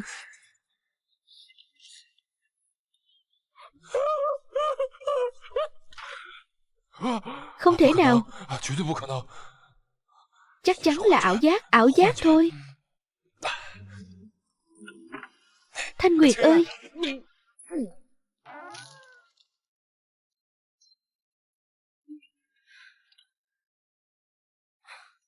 Đối phó với loại người này thì phải dùng biện pháp mạnh. Thanh Nguyệt, hôm nay em không nghe anh nói hết thì anh sẽ không đi đâu. Em có nhớ lần chúng ta hẹn hò đầu tiên không? Cho dù tương lai có ra sao, anh cũng sẽ... Sao mình lại từng kết hôn với loại người này chứ? Em đi ngủ trước đi, để anh ra xử lý hắn cho. Anh Dân, để em tự nói chuyện với anh ta. Hứa Thiên Dương, rốt cuộc anh muốn làm cái gì? Thanh Nguyệt, anh... Sao hắn ta lại ở đây? Anh bị bệnh thì mau về nhà mà chữa đi. Không phải hắn là người em thuê đến diễn kịch sao? Ai nói với anh là tôi thuê anh ấy đến diễn kịch hả? Thanh Nguyệt, anh không tin đây là sự thật. Có phải vì em muốn chọc tức anh nên mới nói với anh như vậy không? Anh không tin là em lại vì người đàn ông này mà không chịu tái hôn với anh. Chúng ta đã nói rất rõ ràng rồi, chuyện ly hôn của chúng ta không liên quan gì đến anh Dân cả. Anh có thể đừng có cản càng nữa được không? Vậy thì là vì cái gì? Chỉ là say rượu rồi lỡ ngủ với thư ký thôi mà. Chẳng phải anh đã xin lỗi em rồi sao? Anh cũng đã thề thốt với em, sau này anh sẽ không tái phạm. Chúng ta không cùng chung một con đường. Hai người chắc chắn là đang lừa tôi đúng không? Tôi đã cho người điều tra rồi. Hôm qua rõ ràng hắn ta không ở đây, vậy mà hôm nay lại lù lù xuất hiện. Các người chắc chắn là đã thông đồng với nhau diễn kịch cho tôi xem, có phải không hả? Hứa Thiên Dương, anh có phải là đã quá ảo tưởng sức mạnh rồi không? Nhất là trong mắt cô, Nguyễn Thanh Nguyệt, điều này lại càng quan trọng hơn. Thanh Nguyệt, trước đây em chưa bao giờ nói chuyện với anh như thế cả. Em của ngày xưa ngoan hiền và nghe lời biết bao. Đủ rồi, phải, trước đây tôi luôn nghe lời người khác, sống theo sự sắp đặt của người khác, nên cuộc đời mới nát bét như vậy. Nhưng bây giờ, chúng ta ly hôn rồi. Hơn nữa, tôi đã có cuộc sống mới không muốn dây dưa gì với anh nữa. Anh không tin. Em chắc chắn là đang lừa anh đúng không? Em mang giấy đăng ký kết hôn của hai người ra đây cho anh xem nào. Anh muốn kiểm tra xem rốt cuộc có phải là thật hay không. Hứa Thiên Dương, tôi nói lại lần nữa, có bệnh thì mau về uống thuốc đi. Được lắm. Không lấy ra được chứ gì. Không lấy ra được thì chứng tỏ là giả. Nguyễn Thanh Nguyệt, tôi nói cho cô biết, bây giờ cô thất nghiệp, lại còn đang nợ nần chồng chất. Tôi chỉ cần kiện ra tòa thì lúc nào cũng có thể giành lại quyền nuôi Đường Đường. Anh, vậy nên ý của anh đây bây giờ là muốn vợ chồng chúng tôi phải chứng minh quan hệ hôn nhân sao?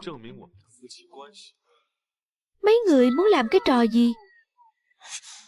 Thế này đã đủ chưa? Hôn một cái thì thấm tháp gì? Có giỏi thì hai người.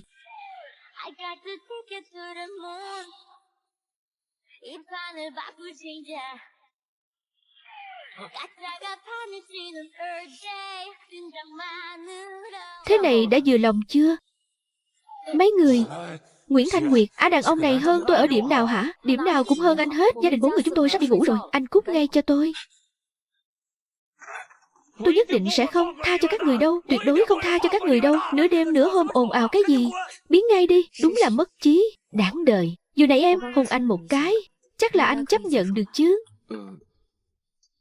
Sao lại có cảm giác như cưỡng hôn trai nhà lành thế nhỉ? Ba, mẹ, muộn thế này rồi, sao hai người còn chưa ngủ ạ? Hai đứa đi ngủ trước đi. Bọn mẹ ngủ ngay đây. Thế ba mẹ cũng phải ngủ sớm đi nhé. Dạ. Anh Dân. Sau này chúng ta cũng đừng gọi cô anh khách sáo nữa. Anh gọi em là Thanh Nguyệt, em gọi anh là Vân Sâm. Được thôi, vậy chúng ta đi ngủ thôi. Được.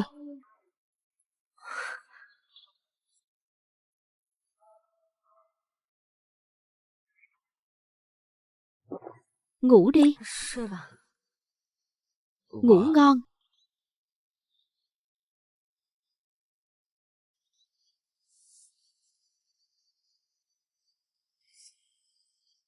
Cái lũ khốn, sớm muộn gì tôi cũng xử lý chúng. Anh Thiên Dương, đừng giận nữa mà, uống ngụm nước cho hạ hỏa đi anh.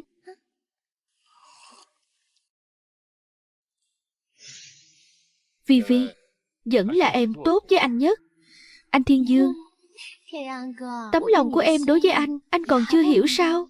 Phải, là anh có lỗi với em. Hôm nọ, không phải em thích cái váy kia sao? Vậy mai anh sẽ đưa em đi mua, bù đắp cho em thật tốt nhé. Cảm ơn anh Thiên Dương.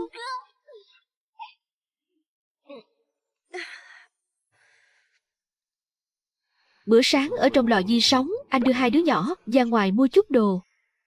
Cái anh Dân Sâm này, chữ viết cũng đẹp phết. Có phải cô Nguyễn không? Trước cô có liên hệ tôi để xem cửa hàng. Giờ tôi đang rảnh. Cô có muốn qua xem không? Thật sao? Tôi qua ngay đây. Em gái, anh có đẹp trai không? Dạ, anh đẹp trai lắm. Em gái Đường Đường, em đúng là có mắt nhìn. Dân Diệu, quần áo mặc nhà ít nhất cũng phải có 10 bộ rồi. Nhưng hình vẽ trên đó đâu có giống nhau. Em Đường Đường, sao em không chọn quần áo đi? Tốn tiền lắm à? Ba mình giàu lắm. Đúng không ba? Nguyễn Thanh Nguyệt, tôi đã nói với cô rồi. Bao nhiêu lần rồi hả? Một con nhóc danh vắt mũi chưa sạch. Cô tiêu tốn bao nhiêu tiền mua quần áo làm cái gì? Làm con sợ đấy. Cô không thể tiêu tiền tiết kiệm một chút được à? Khóc cái gì mà khóc? Không thấy phiền à? Ngậm miệng lại cho tôi. Đường Đường đừng sợ. Nín đi con. Mình không mua nữa. Đường Đường, con không thích sao? Ba có giận không à? Tại sao ba phải giận chứ? Mua quần áo mới, ba sẽ giận đấy à? Ba sẽ không giận đâu. Đường Đường, con có thích bộ này không? Dạ có. Nhân viên đâu? Dạ, thưa anh. Phiền cô đưa con gái tôi đi thử bộ này xem sao. Dân, xin chờ một chút. Nào, đi theo cô lối này. Nào bé cưng, cô đưa con vào phòng thử đồ nhé. Đây, chẳng phải là con gái của Nguyễn Thanh Nguyệt sao? Khoan đã. Đưa bộ đồ trên tay cô cho tôi mua nó. Thưa cô, đây là đồ trẻ em à? Tôi biết chứ. Tôi mua cho cháu ở nhà đấy. Có ý kiến gì không? Xin lỗi cô, nhưng bộ này vị khách kia lắm lời thế làm gì? Đây là bộ chú ấy mua cho con mà. Chú nào ở đây? Nhóc con đến ba còn chẳng có. Đưa đây cho tôi. Ba ơi, hình như em đang khóc. Em đừng sợ, anh và ba sẽ bảo vệ em. Có chuyện gì vậy? Là vị tiểu thư này cứ đòi giành của váy của cô bé, nói là muốn mua cho cháu ở nhà mặc. Vi Vi, anh đợi em cả buổi rồi đấy. Sao lại là anh? Phiền cô, xin lỗi con gái tôi ngay. Con gái anh cái gì chứ? Là con gái tôi mới đúng. Vi Vi, rốt cuộc là sao? Tại sao bọn họ lại bắt em xin lỗi Đường Đường? Là thế này, em ấy à, chỉ muốn xem thử Đường Đường mua gì thôi. Em muốn mua cho con cháu trong nhà. Họ cứ khăng khăng là em tranh áo của Đường Đường. Em là người lớn thế này, sao lại đi tranh giành quần áo với trẻ con chứ? Nhưng mà thưa cô dám nói nữa à? Tôi cho cô biết tay đấy. Bộ này em cũng xem xong rồi, cũng thường thôi. Chẳng đẹp bằng bộ mà anh Thiên Dương định mua cho Đường Đường đâu. Trả lại cho nó đấy. Tôi nói lại lần nữa, mau xin lỗi con gái tôi. Vừa nãy mọi người đều nghe thấy cả rồi. Chính là cô tranh áo của em gái cháu. Mấy người cứ nói tôi tranh có bằng chứng không? Trong cửa hàng có camera không? Dạ có. Tôi đã bảo rồi, tôi định chọn đồ cho Đường Đường. Tôi muốn mua cho trẻ con trong nhà vài bộ. Ý tôi nói trẻ con ở đây chính là Đường Đường đấy. Thế sao? Vậy thì phiền cô đây thanh toán giúp cho. Bộ này giá 5.750 tệ. Phiền cô đây thanh toán nhé. Áo gì mà đắt thế? Thưa cô, bộ cô đang mặc trên người có giá 9.680 tệ. Thế cái bộ kia so với bộ tôi đang mặc thì sao mà bằng được? Ý em là đồ trẻ con tốn ít vải, chắc là rẻ hơn, không so được với bộ của em. Đúng không anh Thiên Dương? Nguyễn Thanh Nguyệt trước giờ luôn coi trọng con gái nhất, đã không cướp công khai được thì chơi chiêu ngầm vậy. Đợi Đường Đường quyết định tự nguyện đi theo mình, để xem Nguyễn Thanh Nguyệt còn làm gì được nữa. Thôi được rồi, mọi người không cần tranh cãi nữa. Đường Đường là con gái tôi. Bộ đồ này để tôi mua, có hơn 5.000 tệ thôi mà. Đường Đường, ba mua quần áo cho con nhé. Ba cháu sẽ mua cho em thật nhiều quần áo đẹp, đúng không ba? Đương nhiên rồi. Đường Đường, con thích bộ nào ba đều mua cho con hết. Tôi mới là ba ruột của Đường Đường. Đường Đường muốn bộ nào tôi cũng mua được cho con bé. Đường Đường à, con xem nhiều quần áo mới thế này. Con thích cái nào nhất? Thật ạ? Anh ơi, con muốn... Đường Đường, con thích cái này hả? Được, ba mua cho con. Con muốn cả dãy kia. Cái gì? Cả dãy này á, tốn bao nhiêu tiền chứ? Chú ơi, không phải là chú tiếc tiền không muốn mua đấy chứ. Ai bảo tôi không muốn mua. Tôi chỉ thấy không công bằng thôi. Có bản lĩnh thì bảo ba cháu cũng mua cho con bé đi. Không thành vấn đề. Phiền cô lấy cả dãy quần áo này gói hết lại cho tôi. Dân thưa anh, tổng cộng là 6.300.800. Quẹt thẻ. Đây là thẻ đen. Tôi xem nào, chắc là thẻ game kỵ sĩ chứ gì. Đúng là thẻ đen thật. Vậy còn anh, thưa anh, có mấy bộ quần áo mà cũng hơn 6 vạn á, còn nhiều hơn cả một tháng lương của tôi. Chú ơi, không lẽ chú mua không nổi à? Sao lại không mua nổi chứ? Tôi cũng quẹt thẻ. Em cũng mua nữa, thưa cô. Tính cả chiếc này của cô, tổng cộng là 9.8.500 tệ. Con còn muốn 2 dãy kia nữa. Cái gì? Chú ơi, không lẽ chú mua không nổi à? Tôi mua. Thưa anh, mấy báo tài khoản của anh số dư không đủ. Không phải chứ, chẳng phải chỉ có hơn chục bộ thôi sao? Sao đắt vậy? Là thế này thưa anh, 2 dãy này đều là hàng mẫu mới nhất của mùa này, cộng lại tổng cộng là 20 vạn. Chú ơi, nếu chú mua không nổi thì có thể để ba cháu mua cho đó. Sao tôi lại không mua nổi chứ? Tôi đổi thẻ khác. Được rồi thưa anh, giờ thì được rồi chứ. Đến lượt các người đấy. Giờ thì được rồi chứ. Đến lượt các người đấy. Chú ơi, mua nhiều lắm rồi, con không lấy nữa đâu. Đường Đường, thật sự không cần gì nữa à? Vâng ạ. Ơ kìa, tại sao đến lượt nó thì lại không cần nữa? Vậy thì... Cảm ơn chú Hứa. Cảm ơn chú Hứa. Cảm ơn chú Hứa. Các người có ý gì hả? Anh Hứa đã mua cho con gái tôi nhiều quần áo thế này, tôi nên cảm ơn anh mới phải chứ. Con gái anh cái gì? Tôi đã bảo là con gái tôi rồi mà. Lại đây, Đường Đường. Lại đây với ba nào. Bình thường con thích mấy bộ quần áo đẹp này lắm mà. Ba mua cho con nhiều thế này. Con xem ba đối với con tốt biết bao. Bé nào. Cái con bé này.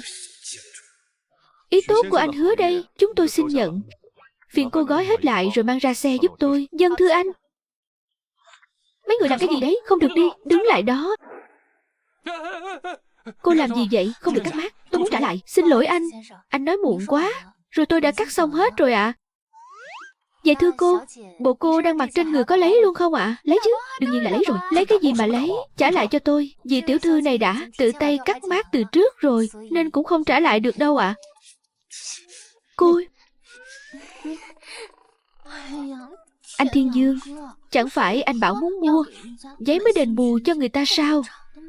Hắn ta rốt cuộc là thần thánh phương nào vậy? Mới gặp lần đầu, đi xe sang thì cũng thôi đi. Vừa rồi còn tùy tiện rút ra một tấm thẻ đen quyền lực nữa. Không được, tôi phải điều tra cho rõ ngọn ngành. Thế nên là bà con đã khiến Hứa Thiên Dương phải trả gần 30 vạn tệ hả? Đúng mà Mami. Bọn con có giỏi không nào? Giỏi lắm. Mẹ ơi, con gọi chú ấy là ba được không ạ? Đương nhiên là được rồi, con muốn gọi thì cứ gọi đi. Ba.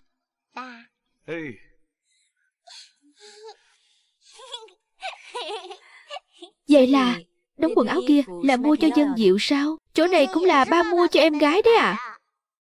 Sao anh không mua cho Dân Diệu chút gì thế? Để anh đi.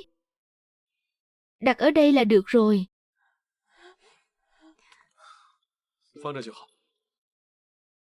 Em không mua đâu. Cái này anh mua. Mẹ ơi, đây là máy rửa bát ba mua cho mẹ đấy. Như thế mẹ sẽ không phải vất vả rửa bát nữa rồi.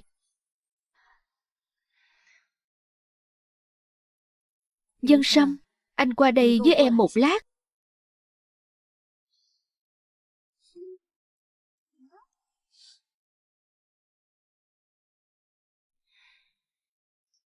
Dân Sâm, anh nói thật cho em biết đi, cái máy rửa bát với đống quần áo mua cho Đường Đường, rốt cuộc là hết bao nhiêu tiền vậy? Cũng không đáng bao nhiêu đâu, không đáng bao nhiêu là bao nhiêu? Chắc khoảng 10 vạn.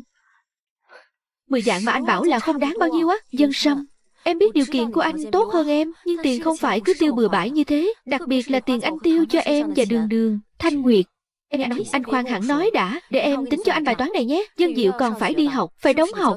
Bình thường anh cũng phải ăn uống, xe cộ của anh cũng phải bảo dưỡng, công việc lại còn phải tiệc tùng tiếp khách nữa, chẳng phải cái gì cũng cần đến tiền sao? Nói xa hơn một chút, sau 3 tháng nữa, lỡ như chúng ta không thành đôi, anh muốn em lấy gì để trả lại anh đống này đây?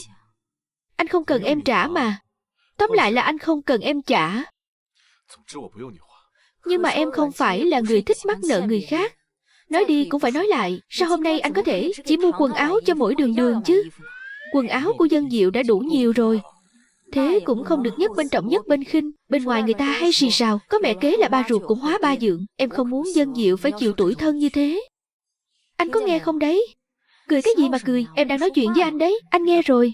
Vậy lần sau anh nhớ đưa Dân Diệu đi mua vài bộ đồ. Được. Thế mới được chứ. Phải rồi, hôm nay em cũng có quà tặng anh.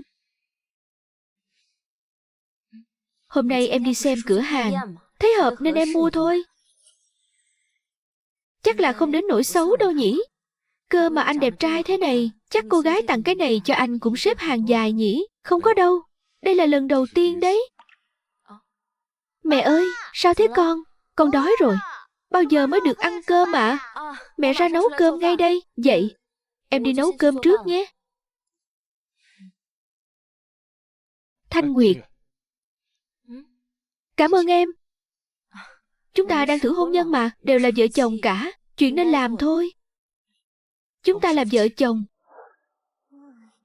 Mami, tay nghề của Mami ngày càng đỉnh luôn. Thật hả? Vậy đến lúc quán cơm của Mami khai trương, mấy ba con nhớ phải đến ủng hộ nhiệt tình đấy nhé. Phải rồi Thanh Nguyệt, anh vẫn chưa hỏi em hôm nay chuyện cửa hàng thế nào rồi. Hôm nay em xem tổng cộng 3 chỗ. Có một chỗ thì mặt bằng bé quá, có một chỗ vị trí lại không tốt, nhưng mà có một chỗ nhé. Điều kiện cái gì cũng tốt, ở ngay đối diện khu chung cư nhà mình.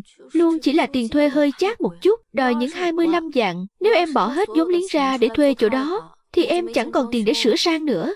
Nên là cứ cân nhắc thêm đã. Thanh Nguyệt, anh có thể đưa tiền cho em. Dừng lại, chúng ta đã thỏa thuận từ đầu rồi mà. Chuyện em khởi nghiệp anh đừng can thiệp. Em muốn chứng minh cho người khác thấy Nguyễn Thanh Nguyệt em dựa vào chính mình cũng có thể làm nên chuyện. Mami giỏi quá đi. Đương nhiên rồi, đợi sau này quán cơm của mẹ khai trương sẽ chia hoa hồng cho các con. Dân Sâm, cũng có phần của anh đấy. Anh cũng có á. Đúng vậy, anh cũng là một thành viên trong gia đình mà. Chỉ hy vọng có thể mau chóng tìm được mặt bằng. Nếu bí quá thì cái mặt bằng hiện tại giảm giá chút đỉnh cũng được. Mami, con tin mẹ nhất định sẽ làm được. Con cũng tin. Cảm ơn cục cưng. Để mẹ xem tối nay răng của bạn nhỏ nào chải sạch nhất nhé. Thế nào? Được ạ. Xem hai đứa ai chạy đua vào nhà vệ sinh trước nào. Dân Sâm, em đưa bọn trẻ đi vệ sinh cá nhân trước đây. Anh cũng ngủ sớm đi nhé.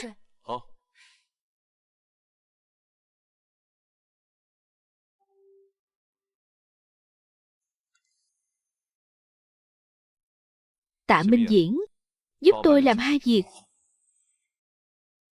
Phải rồi Vân Sâm, hôm nay là chủ nhật, phiền anh trông chừng 2 đứa nhỏ nhé. Hôm qua em hẹn với 2 ông chủ đi xem cửa hàng. Được, em đi đi.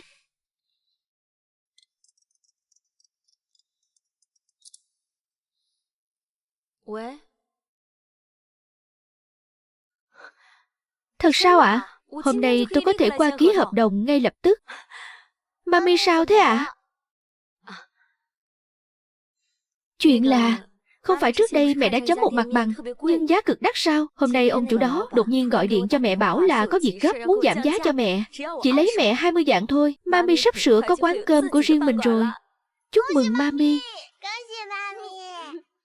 Hai đứa, đúng là ngôi sao may mắn của mẹ mà. Mami, mẹ còn chưa thơm ba kìa.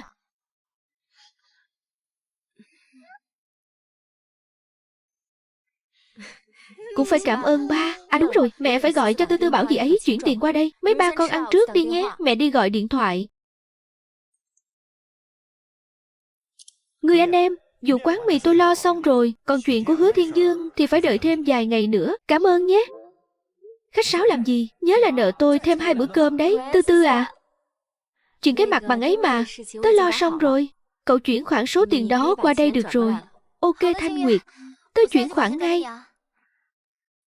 Chồng à, chuyển tiền qua cho em trước đã. Qua rồi đấy. Sao lại là 30 vạn? Thì anh trúng 30 vạn mà, không phải anh trúng xổ số sao? Đúng rồi, trúng số không phải đóng thuế à? Toan rồi, chưa trúng số bao giờ. Quên bén mất vụ này, rốt cuộc là chuyện gì đây? Anh, thật ra thì anh còn không mau khai thật. Được rồi. Thật ra 30 vạn này là tổng giám đốc đưa cho anh, tổng giám đốc của anh. Anh cũng có đóng góp gì to tát cho công ty đâu. Anh ta chuyển cho anh nhiều tiền thế làm gì? Chẳng lẽ sếp anh thích đàn ông? Anh không đi làm bồ nhí cho người ta đấy chứ. Thôi đi vợ ơi. Em đoán mò cái gì thế? Anh nói thật cho em biết nhé. Thật ra tổng tài bên anh chính là đối tượng xem mắt của bạn thân em đấy. Anh nói cái gì? Là thật đó. Ban đầu anh cũng không tin, nhưng chuyện này đúng là thật 100%. Với lại, sếp còn bảo anh giữ bí mật giúp sếp. Nói cách khác, cái anh Dân Sâm gì đó hoàn toàn không phải quản lý nhỏ như Thanh Nguyệt nói, mà là tổng tài đoàn Dân Đỉnh. Vợ à? Nghe ý em thì bạn thân em hình như không biết thân phận thật của Vân tổng nhà anh hả? Thanh Nguyệt vốn dĩ có hỏi đâu. Toan rồi. Vậy là anh vốn dĩ không trúng số. 30 vạn đó vốn là chồng người ta đưa cho Thanh Nguyệt. Thế sao em dám mặt dày đòi người ta chia hoa hồng chứ? Thật ra thì trước đó anh cũng nghĩ tới vấn đề này rồi. Anh tính là đợi khi nào có tiền thì trả lại tiền vốn cho Vân tổng, coi như là mình đầu tư đi. Thế có ổn không? Chứ còn cách nào khác đâu. Không được, chuyện này không thể cho Thanh Nguyệt biết. Từ sau khi ly hôn Thanh Nguyệt luôn muốn tự mình khởi nghiệp, không muốn sống như trước nữa. Phải phụ thuộc vào Hứa Thiên Dương. Dân tổng nhà anh cũng thật là làm thế này khác nào khiến Thanh Nguyệt nghĩ phải dựa vào người khác mới mở được quán cơm chứ. Thật ra Vân tổng cũng đâu có sai. Sếp chỉ muốn giúp vợ mình thôi mà. Với lại, thực ra người ta vốn dĩ cũng đâu có muốn. Anh phải nói cho mấy người biết. Ai bảo anh để em phát hiện ra chứ? Thôi bỏ đi. Khoan hãy nói cho Thanh Nguyệt biết, đợi chuyện dở lỡ rồi tính sau. Thế này là thế nào chứ? Cứ chuyển tiền cho Thanh Nguyệt trước đi. Tài khoản Alipay nhận được 240.000 tệ. Thanh Nguyệt, mình chuyển rồi nha. Tớ biết rồi, cảm ơn. Mong là chuyện này không để Thanh Nguyệt biết được. Chứ nếu nó mà biết sẽ sốc lắm đấy. Cậu nói cái gì? Cái tên, cái gì cơ? Dân Sâm lại là tổng tài đoàn Dân Đỉnh sao? Đúng vậy, dựa theo thông tin anh cung cấp chúng tôi đã điều tra ra được. Người mà anh nhắc đến chính xác là tổng tài của Vân Đỉnh. Không thể nào, tuyệt đối không thể. Tổng tài đoàn Dân Đỉnh sao có thể để mắt tới một người nội trợ bình thường như Thanh Nguyệt? Chắc chắn là các người nhầm rồi. Đi điều tra lại cho tôi.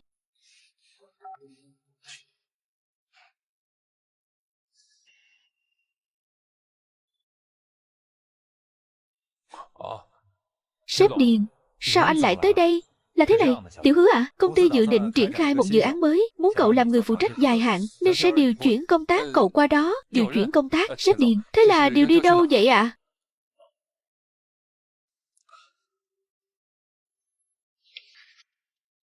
Châu Phi. Sao tự nhiên công ty lại muốn điều em đi châu Phi chứ? Chẳng phải em đang làm ở trụ sở chính rất tốt hay sao? Hơn nữa, trong tay em vẫn còn bao nhiêu là dự án mà. Cậu cũng có thể chọn không đi, từ chức là xong. Cậu suy nghĩ cho kỹ đi. Sếp Điền. Sếp Điền ơi, thế này đi, em thực sự không muốn đi châu Phi đâu.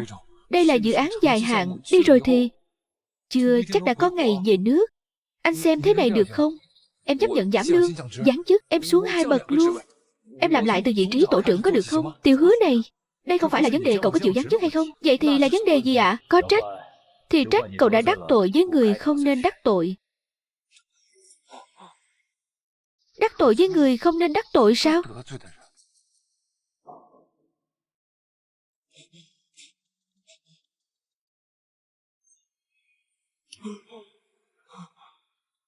Cái tên họ Dân đó lại thực sự là tổng tài đoàn Dân Đỉnh sao? Không được. Cho dù hắn có là tổng tài đoàn Dân Đỉnh thì sao chứ? Tôi tuyệt đối không thể vô duyên vô cớ bị hắn điều đến cái trốn khỉ ho cò gáy đó được.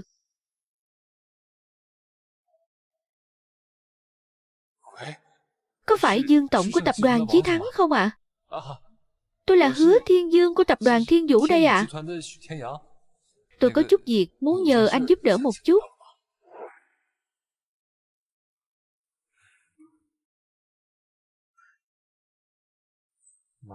Cái lũ dậu đổ bìm leo này có chút việc cỏn con cũng không chịu giúp. Thiên Dương. Vi, giờ anh hiểu rồi. Hóa ra em mới là người yêu thương anh nhất. Không phải em muốn cưới anh sao? Đi, ngày mai chúng ta đi đăng ký kết hôn được không em? Thật sao? Em thật sự bằng lòng gả cho anh à? Thiên Dương. Vi, cho dù chúng ta phải đi châu Phi, chỉ cần hai đứa mình chịu khó nỗ lực, chẳng mấy năm đâu là mình chắc chắn được về nước rồi. Cái gì? Châu Phi á? Anh bị điều chuyển sang châu Phi rồi sao? Thế thì tôi còn cưới xin gì với anh nữa? Vi,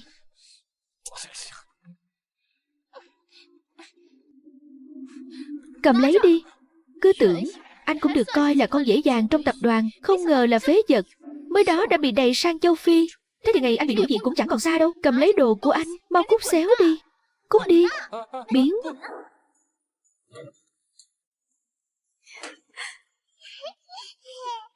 Tôi xin tuyên bố, hôm nay quán cơm của chúng tôi chính thức khai trương.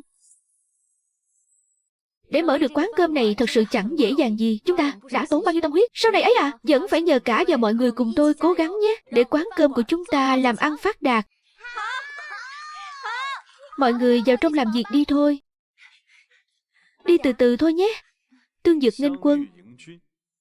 Sao lại đặt tên này thế? Là Tư Tư đấy. Cậu ấy đặc biệt đi xem thầy. Thầy phán cái tên này tốt lắm. Đại Cát Đại Lợi, Chiêu Tài Tiến Lộc. Em mà cũng tin cái này à? Thật không dám tin. Em thực sự đã mở được quán cơm này rồi. Đã làm được rồi. Hôm nay khai trương ngày đầu, hy vọng sẽ có khách tới ủng hộ.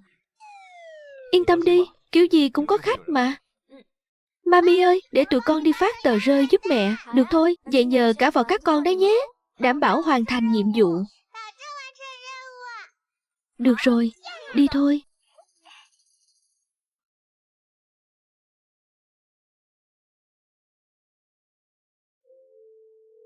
Mau gọi mọi người tới. Đôi trứng gà nào? Mọi người xếp hàng trật tự nhé. Trật tự nào, đừng có chen lấn.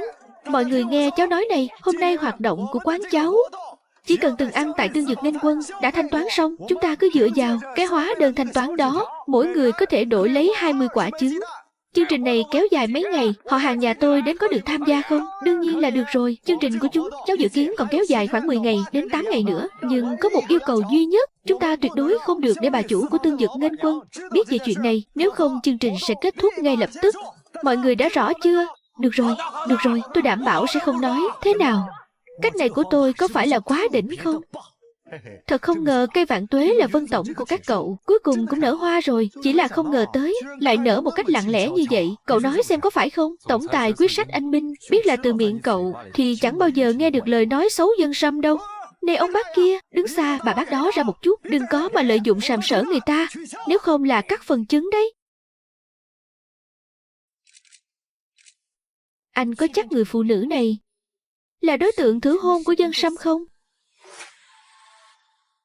Dân, thưa cô Lâm. Đây là bằng chứng Vân tổng cho người âm thầm giúp đỡ Nguyễn Thanh Nguyệt khởi nghiệp, trong đó có một người đàn ông là bạn nối khố của Vân tổng, tên là Tạ Minh Diễn. Tôi nghĩ chắc cô cũng biết. Dân Sâm, năm đó anh từ chối liên hôn với em chính là để tìm loại phụ nữ này sao? Rõ ràng em thích anh nhiều như vậy. Rõ ràng em đã không còn bận tâm chuyện anh có con riêng. Tại sao anh lại không chọn em? Em không cam tâm. Em thực sự không cam tâm.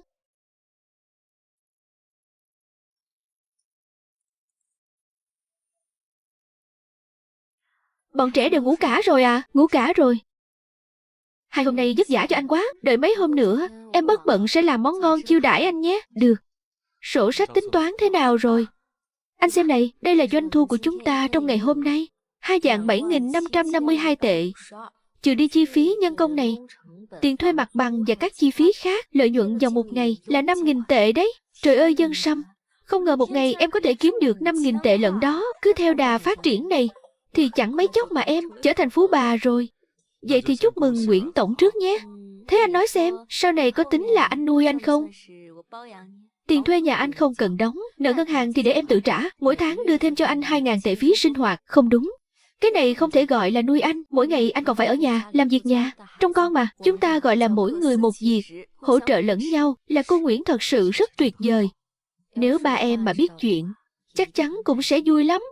Phải rồi Vân Sâm, ba mẹ anh thế nào?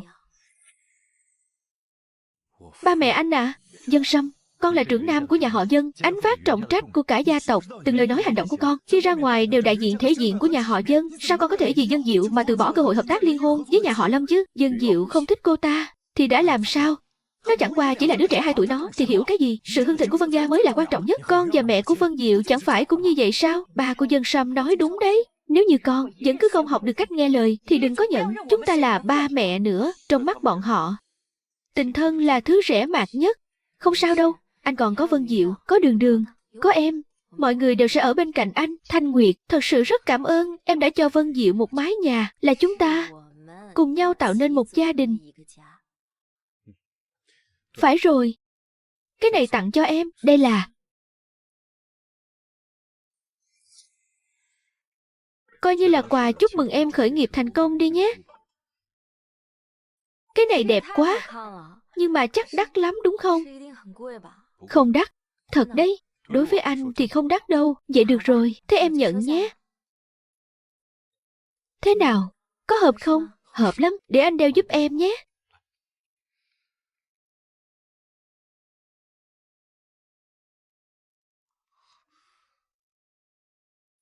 Sao anh cứ nhìn chằm chằm em thế? Không phải là muốn hôn em đấy chứ? Em bây giờ là bà chủ rồi đấy nhé.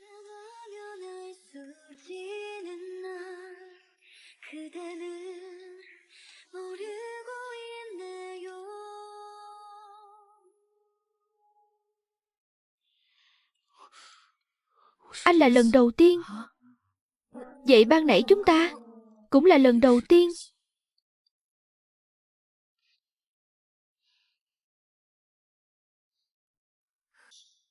Ai mà ngờ được một người đàn ông đã 2 đời vợ có con, rồi lại vẫn còn là trai tân chứ.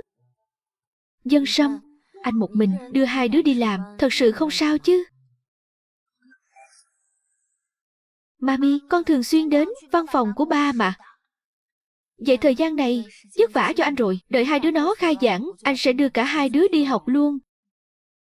Mami, cho em gái học trường mẫu giáo của con được không? Trường của con xịn sò rộng rãi lắm. Được thôi, vậy đến lúc đó 2 anh em con sẽ cùng học trung trường nhé. Đường Đường, sau này con phải nghe lời anh và ba nhé. Biết chưa nào, Đường Đường sẽ ngoan mà. Dạ Dân Sâm, em đi trước đây. Đi đường cẩn thận nhé.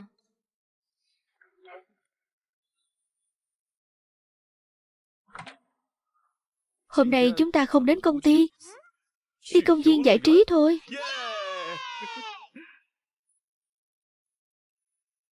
Một người trông khá bình thường như thế, rốt cuộc có gì hơn tôi chứ? Cứ tiến hành theo kế hoạch cũ. Sau khi xong việc, tôi sẽ thưởng thêm 50 vạn. Thanh Nguyệt, Tư Tư, sao cậu lại tới đây? Hôm nay chẳng phải tớ vừa khéo đang rảnh rỗi sao, nên qua đây xem thử. Trong này tớ đang lu bu lắm. Cậu bận rộn quá nhỉ? Để tớ phụ cậu một tay. Được thôi, vậy tớ sẽ không khách sáo với nhà đầu tư đại tài họ Trần đâu nhé. Khách sáo làm gì? Chào 500 anh em, mọi người nhìn xem, chính là quán này đây. Hôm nay chúng ta sẽ cùng một sở thị. Cái quán vừa mới khai trương mà khách đông nườm nượp này. Xem hương vị rốt cuộc ra làm sao nhé. Là bà chủ phải không ạ? Anh là... Cô là bà chủ quán này đúng không? Anh là... Là thế này, tôi làm review của kênh Theo Chân Thông Thông ăn ngon. Nghe danh quán mình buôn bán đắt khách lắm, nên tôi định quay một vài video làm tư liệu tiện thể. Còn có thể PR giúp quán mình luôn. Chẳng lẽ đây lại là người mà ông chồng thử của Thanh Nguyệt gọi tới để giúp cậu ấy sao? Thanh Nguyệt, tôi thấy được đấy. Mời mấy chiến thần review này đến quay, phí booking cao ngất ngưỡng luôn, chúng ta coi như dớ bở rồi. Nhưng mà lỡ anh ta chê quán mình thì sao? Đã là người mà ông chồng tổng tài của cậu mời đến thì sao mà chê được chứ? Thanh Nguyệt à, sao cậu lại thiếu tự tin vào tay nghề của quán mình thế chứ? Cậu nói đúng. Kênh theo chân thông thông ăn ngon phải không? À dân đúng rồi. Được anh cứ quay tự nhiên. Cảm ơn nhiều.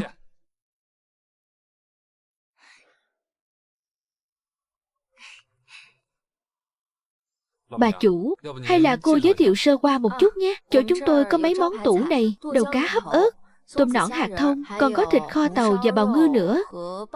Vậy phiền cô mang hết lên đây đi. Được, anh chờ một lát nhé.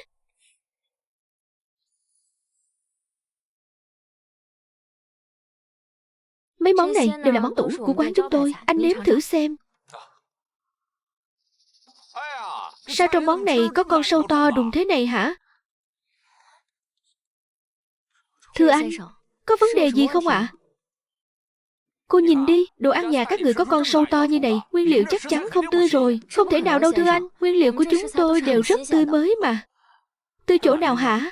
Thế này mà là tươi à? Tôi yêu cầu bồi thường mau.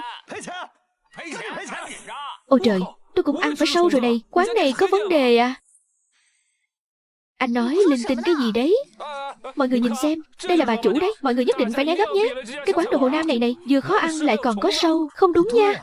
Trong bát của tôi, làm gì có con sâu nào? Đúng đấy, tôi nếm thử rồi, cũng ngon lắm mà. Hơn nữa còn rất tươi. Vị tiên sinh này, con sâu này của anh, đến tí nước sốt cũng chẳng dính vào. Muốn vu khống người khác thì cũng phải có tâm một chút chứ. Cái gì mà vu khống chứ? Tôi với cô không thù không oán. Tôi vu khống cô làm cái gì? Hơn nữa cũng chẳng có chuyện tất cả chúng tôi đều vu khống cô đâu nhỉ? Phải đấy. Bảo chúng tôi vu khống thế thì cô mang bằng chứng, mang ra đây xem nào. Mang ra đây đi.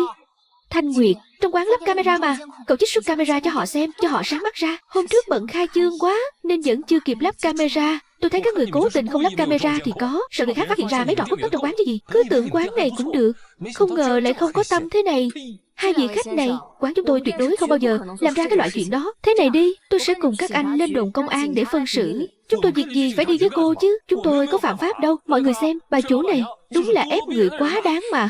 Nói hưu nói dựng gì đấy, mọi người đừng nghe hắn chém gió, hắn ta toàn nói thôi, tránh ra coi.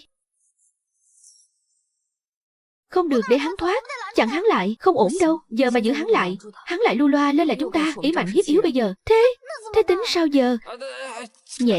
Nhẹ tay thôi, chạy đằng trời à. Mày là thằng nào, liên quan quái gì đến mày? Câm mồm đi.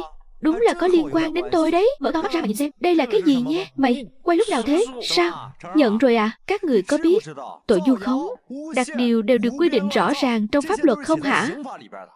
Bà chủ, cô nói xem, xử lý thế nào? Mấy người review như các người không biết đã hại bao nhiêu người rồi. Chúng tôi chẳng qua chỉ muốn yên ổn làm ăn buôn bán. Tại sao lại giở trò ném đá giấu tay? Hại chúng tôi chứ. Cầm lấy mấy con sâu của các người rồi lên đồn mà giải thích với công an đi. Đúng đấy, xéo ngay đi. Nghe rõ chưa? Liệu hồn mà đi đầu thú, video bằng chứng nằm trong tay tôi. Còn đứng ngay ra đó làm gì? Biến đi. Còn cả đám các người, nửa đường hòng mà chạy thoát. Vị tiên sinh này, hôm nay thật sự cảm ơn anh đã ra tay nghĩa hiệp. Có điều, đoạn video đó sao anh lại quay được vậy? Tôi tình cờ đi ngang qua thôi, thấy lạ nên quay lại. Không ngờ lại có lúc dùng đến. Dù sao đi nữa, hôm nay cũng vô cùng cảm ơn anh. Thế này đi, các món trong quán chúng tôi, hôm nay anh cứ ăn thoải mái, xả láng đi. Tay nghề của Thanh Nguyệt đỉnh lắm đấy. Thế thì ngại quá. Vậy cảm ơn bà chủ nhé. Tôi sẽ không khách sáo đâu. Để tôi đi xới cơm. Dân Sâm à, hôm nay cậu phải cảm ơn tôi thật hậu hĩnh đấy. Xem ra đây mới chính là người mà Vân Sâm đã sắp xếp. May mà có anh ấy ở đây. Nếu không mình suýt nữa thì hại Thanh Nguyệt rồi. Lũ vô dụng. Cút ngay. Dân ạ. Không ngờ Vân Sâm lại bảo vệ người phụ nữ này kỹ càng đến thế.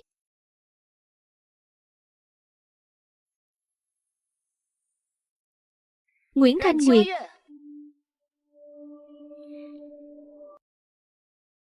Tôi đến đây là vì Dân Sâm. Chúng ta nói chuyện chút đi.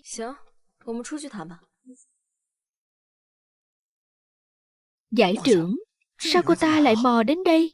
Người anh em, cái cô đại tiểu thư nhà họ Lâm từng bị cậu hủy hôn đến đây rồi này. Để tôi ra hóng biến xem sao.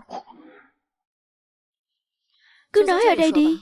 Cô muốn nói chuyện gì liên quan đến Dân Sâm với tôi, vậy tôi sẽ đi thẳng vào vấn đề, cho cô 5 triệu. Dời xa Dân Sâm. Cầm lấy 5 triệu này, tôi biến khỏi cuộc đời Dân Sâm, mạo muội hỏi một câu. Cô và Vân Sâm có quan hệ gì? Tôi với anh ấy là quan hệ gì? Cô không cần phải biết. Cô chỉ cần biết là cầm tiền rồi đi cho khuất mắt là được. Xin lỗi nhé. Tôi không cần. Đứng lại. Cô có biết Vân Sâm thực sự có thân phận gì không? Anh ấy là tổng giám đốc của tập đoàn Dân Đỉnh, là người thừa kế trẻ tuổi tài cao của cả gia tộc họ Vân đấy. Hóa ra Vân Sâm lại có thân thế khủng như vậy. Chẳng phải là cái chức quản lý quèn mà tôi vẫn tưởng. Trước đây đúng là tôi không hề biết thân phận của anh ấy. Nhưng dù tôi có biết thì đã sao nào. Tôi đâu có đào mỏ gì anh ấy. Biết thân phận người ta rồi thì nên tự biết thân biết phận mình mà rời xa anh ấy ngay. Thân phận như cô hoàn toàn không xứng với anh ấy. Xứng hay không cũng không đến lượt cô phán xét. Hơn nữa, tôi thấy người như tôi cũng chẳng kém cỏi chút nào cả. Tôi có con cái. Anh ấy có sự nghiệp riêng, tôi cũng có sự nghiệp của riêng mình. Sự nghiệp của cô á, cô có biết là cái sự nghiệp đó toàn dựa hơi Dân Sâm không hả? Cô có ý gì? Ý gì à? Cô không thấy mọi chuyện quá trùng hợp sao? Lúc cô cần vốn đầu tư thì bạn cô lại trúng số độc đắc. Lúc cô muốn mở quán ăn thì ông chủ mặt bằng lại chủ động giảm giá cho thuê. Tôi đã điều tra cô rồi. Trước đây cô chẳng qua cũng chỉ là một bà nội chợ quen với việc dựa vào người khác. Bây giờ cũng chỉ là đổi người thôi. Một người như cô lấy tư cách gì để ở bên cạnh anh ấy chứ?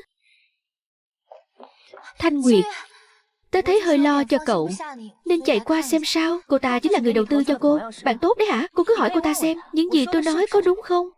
Từ từ, số tiền 24 vạn cậu đưa tớ có thật là do Hà hút trúng xổ số không? Số tiền 24 vạn đó thực sự là tiền trúng số của Hà hút sao? Vậy là đó thực sự là tiền của Dân Sâm đưa sao? Thanh Nguyệt, tớ không có ý giấu cậu đâu. Tớ cũng mới biết chuyện gần đây thôi. Chỉ là tớ chưa biết phải mở lời với cậu thế nào. Thấy chưa? Cô không ngây thơ đến mức tưởng rằng bản thân mình là nữ cường nhân độc lập đấy chứ. Cô chẳng qua chỉ đang dựa vào người khác để duy trì cuộc sống mà thôi. Nếu cô biết thân biết phận thì mau rời khỏi Vân Sâm cho tôi. Thanh Nguyệt, chào chị dâu. Thấy chưa? Ngay cả anh ta cũng là do Dân Sâm sắp xếp. Không có Dân Sâm, cô chẳng là cái thá gì cả. Lâm Di Na, im miệng. Tại sao tôi phải im miệng chứ? Tôi không hiểu. Rốt cuộc tôi thua cô ta điểm nào? Dân Sâm, tại sao anh chọn cô ta mà không chọn tôi? Rõ ràng Lâm Ra và Dân Gia liên hôn là kết quả mà cả hai nhà đều mong muốn. Chúng tôi mới là cặp đôi thích hợp nhất. Vì tôi rất không thích cô và cũng không thể chấp nhận ngươi như cô. Cô nghe rõ chưa? Thanh Nguyệt, em nghe anh nói này. Anh chưa bao giờ cảm thấy em không xứng với anh. Anh âm thầm giúp em là vì em từng nói em không muốn anh can thiệp vào chuyện khởi nghiệp của em. Anh không ngờ việc này lại mang đến cho em phiền toái lớn đến vậy. Dân Sâm, anh không cần nói nữa đâu. Bây giờ đầu óc em rất rối. Để em yên tĩnh một lát được không?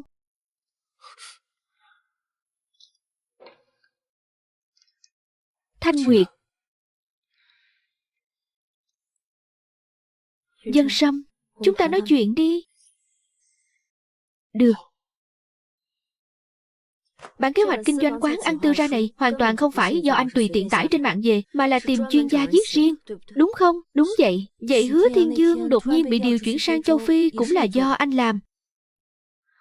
Vậy xem ra, lời cô Lâm nói đều là thật. Hóa ra anh thực sự đã giúp em nhiều như vậy. Thanh Nguyệt, anh biết em giận anh. Em không giận anh. Nhưng em từng nói với anh, em không muốn dựa dẫm vào bất kỳ ai. Em rất muốn chứng minh bản thân. Nhưng em cũng biết, anh làm vậy đều là muốn tốt cho em. Em chỉ là có chút giận chính mình. Sao lại không hề phát hiện ra anh đã âm thầm giúp em nhiều đến thế? Em cũng muốn tự đứng vững, chứ không phải dựa dẫm vào ai. Hôm nay em cứ suy nghĩ mãi. Nếu không gặp được anh, liệu em có mở quán ăn này không? Có chứ. Cho dù không mở quán, em cũng sẽ tìm một lối đi khác. Cho nên bất kể anh có giúp em hay không giúp em, thì cũng sẽ không thay đổi được quyết tâm ban đầu của em. Đúng vậy. Thanh Nguyệt, em thật sự rất tuyệt. Vậy nên cô Lâm đó nói đúng hết cả rồi. Anh là tổng tài của tập đoàn Dân Đỉnh, phải? Thanh Nguyệt, vậy em còn muốn thử hôn nhân với anh không? Tại sao lại không chứ? Chẳng phải vẫn chưa đến hạn 3 tháng sao? Trừ khi anh cảm thấy em không xứng với anh, không muốn thử hôn nhân với em nữa. Không đâu. Sao em có thể nghĩ như vậy được?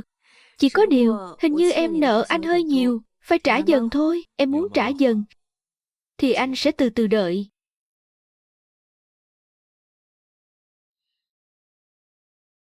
Thanh Nguyệt, ngày mai cửa hàng mới khai trương, chị phải đến đúng giờ đấy nhé. Chắc chắn sẽ đến đúng giờ. Danh sách khách mời này em đã chốt xong hết chưa? Chốt xong rồi ạ. Lát nữa chị sẽ qua xem. Dân Sâm, chuyện là ngày mai chi nhánh của chúng ta khai trương. Tối nay em không yên tâm muốn qua đó chút. Em đừng đi nữa. Dạo này em chẳng mấy khi ở nhà. Anh và các con đều rất nhớ em. Ba con anh cũng rất cần em mà. Chẳng phải là do chi nhánh sắp khai trương nên em mới bận sao? Thế em định bỏ bê cái nhà này à? Thế em định bỏ bê ba con anh à? Em lại đây.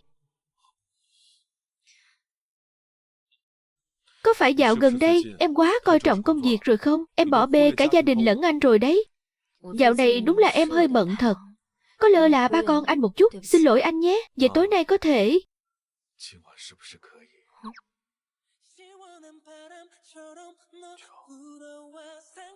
Khoan đã.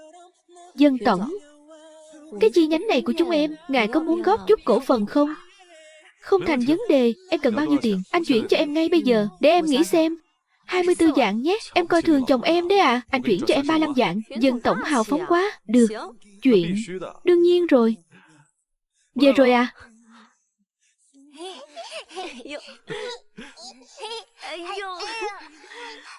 Mami ơi, bọn con đói quá. Ói rồi thì muốn ăn gì nào? Muốn ăn bánh gạo xào mẹ làm. Con cũng muốn ăn món bánh gạo xào mẹ làm. Được. Vậy tối nay chúng ta sẽ ăn món bánh gạo xào không cay. Con không ăn đâu. Con cứ thích ăn cay. Trong cuộc đời này, kết hôn không phải đích đến. Tương tự, ly hôn cũng chẳng phải là đường cùng. Hôn nhân có thể tan vỡ, nhưng hy vọng rằng cuộc đời của chúng ta sẽ mãi mãi không hạ màn.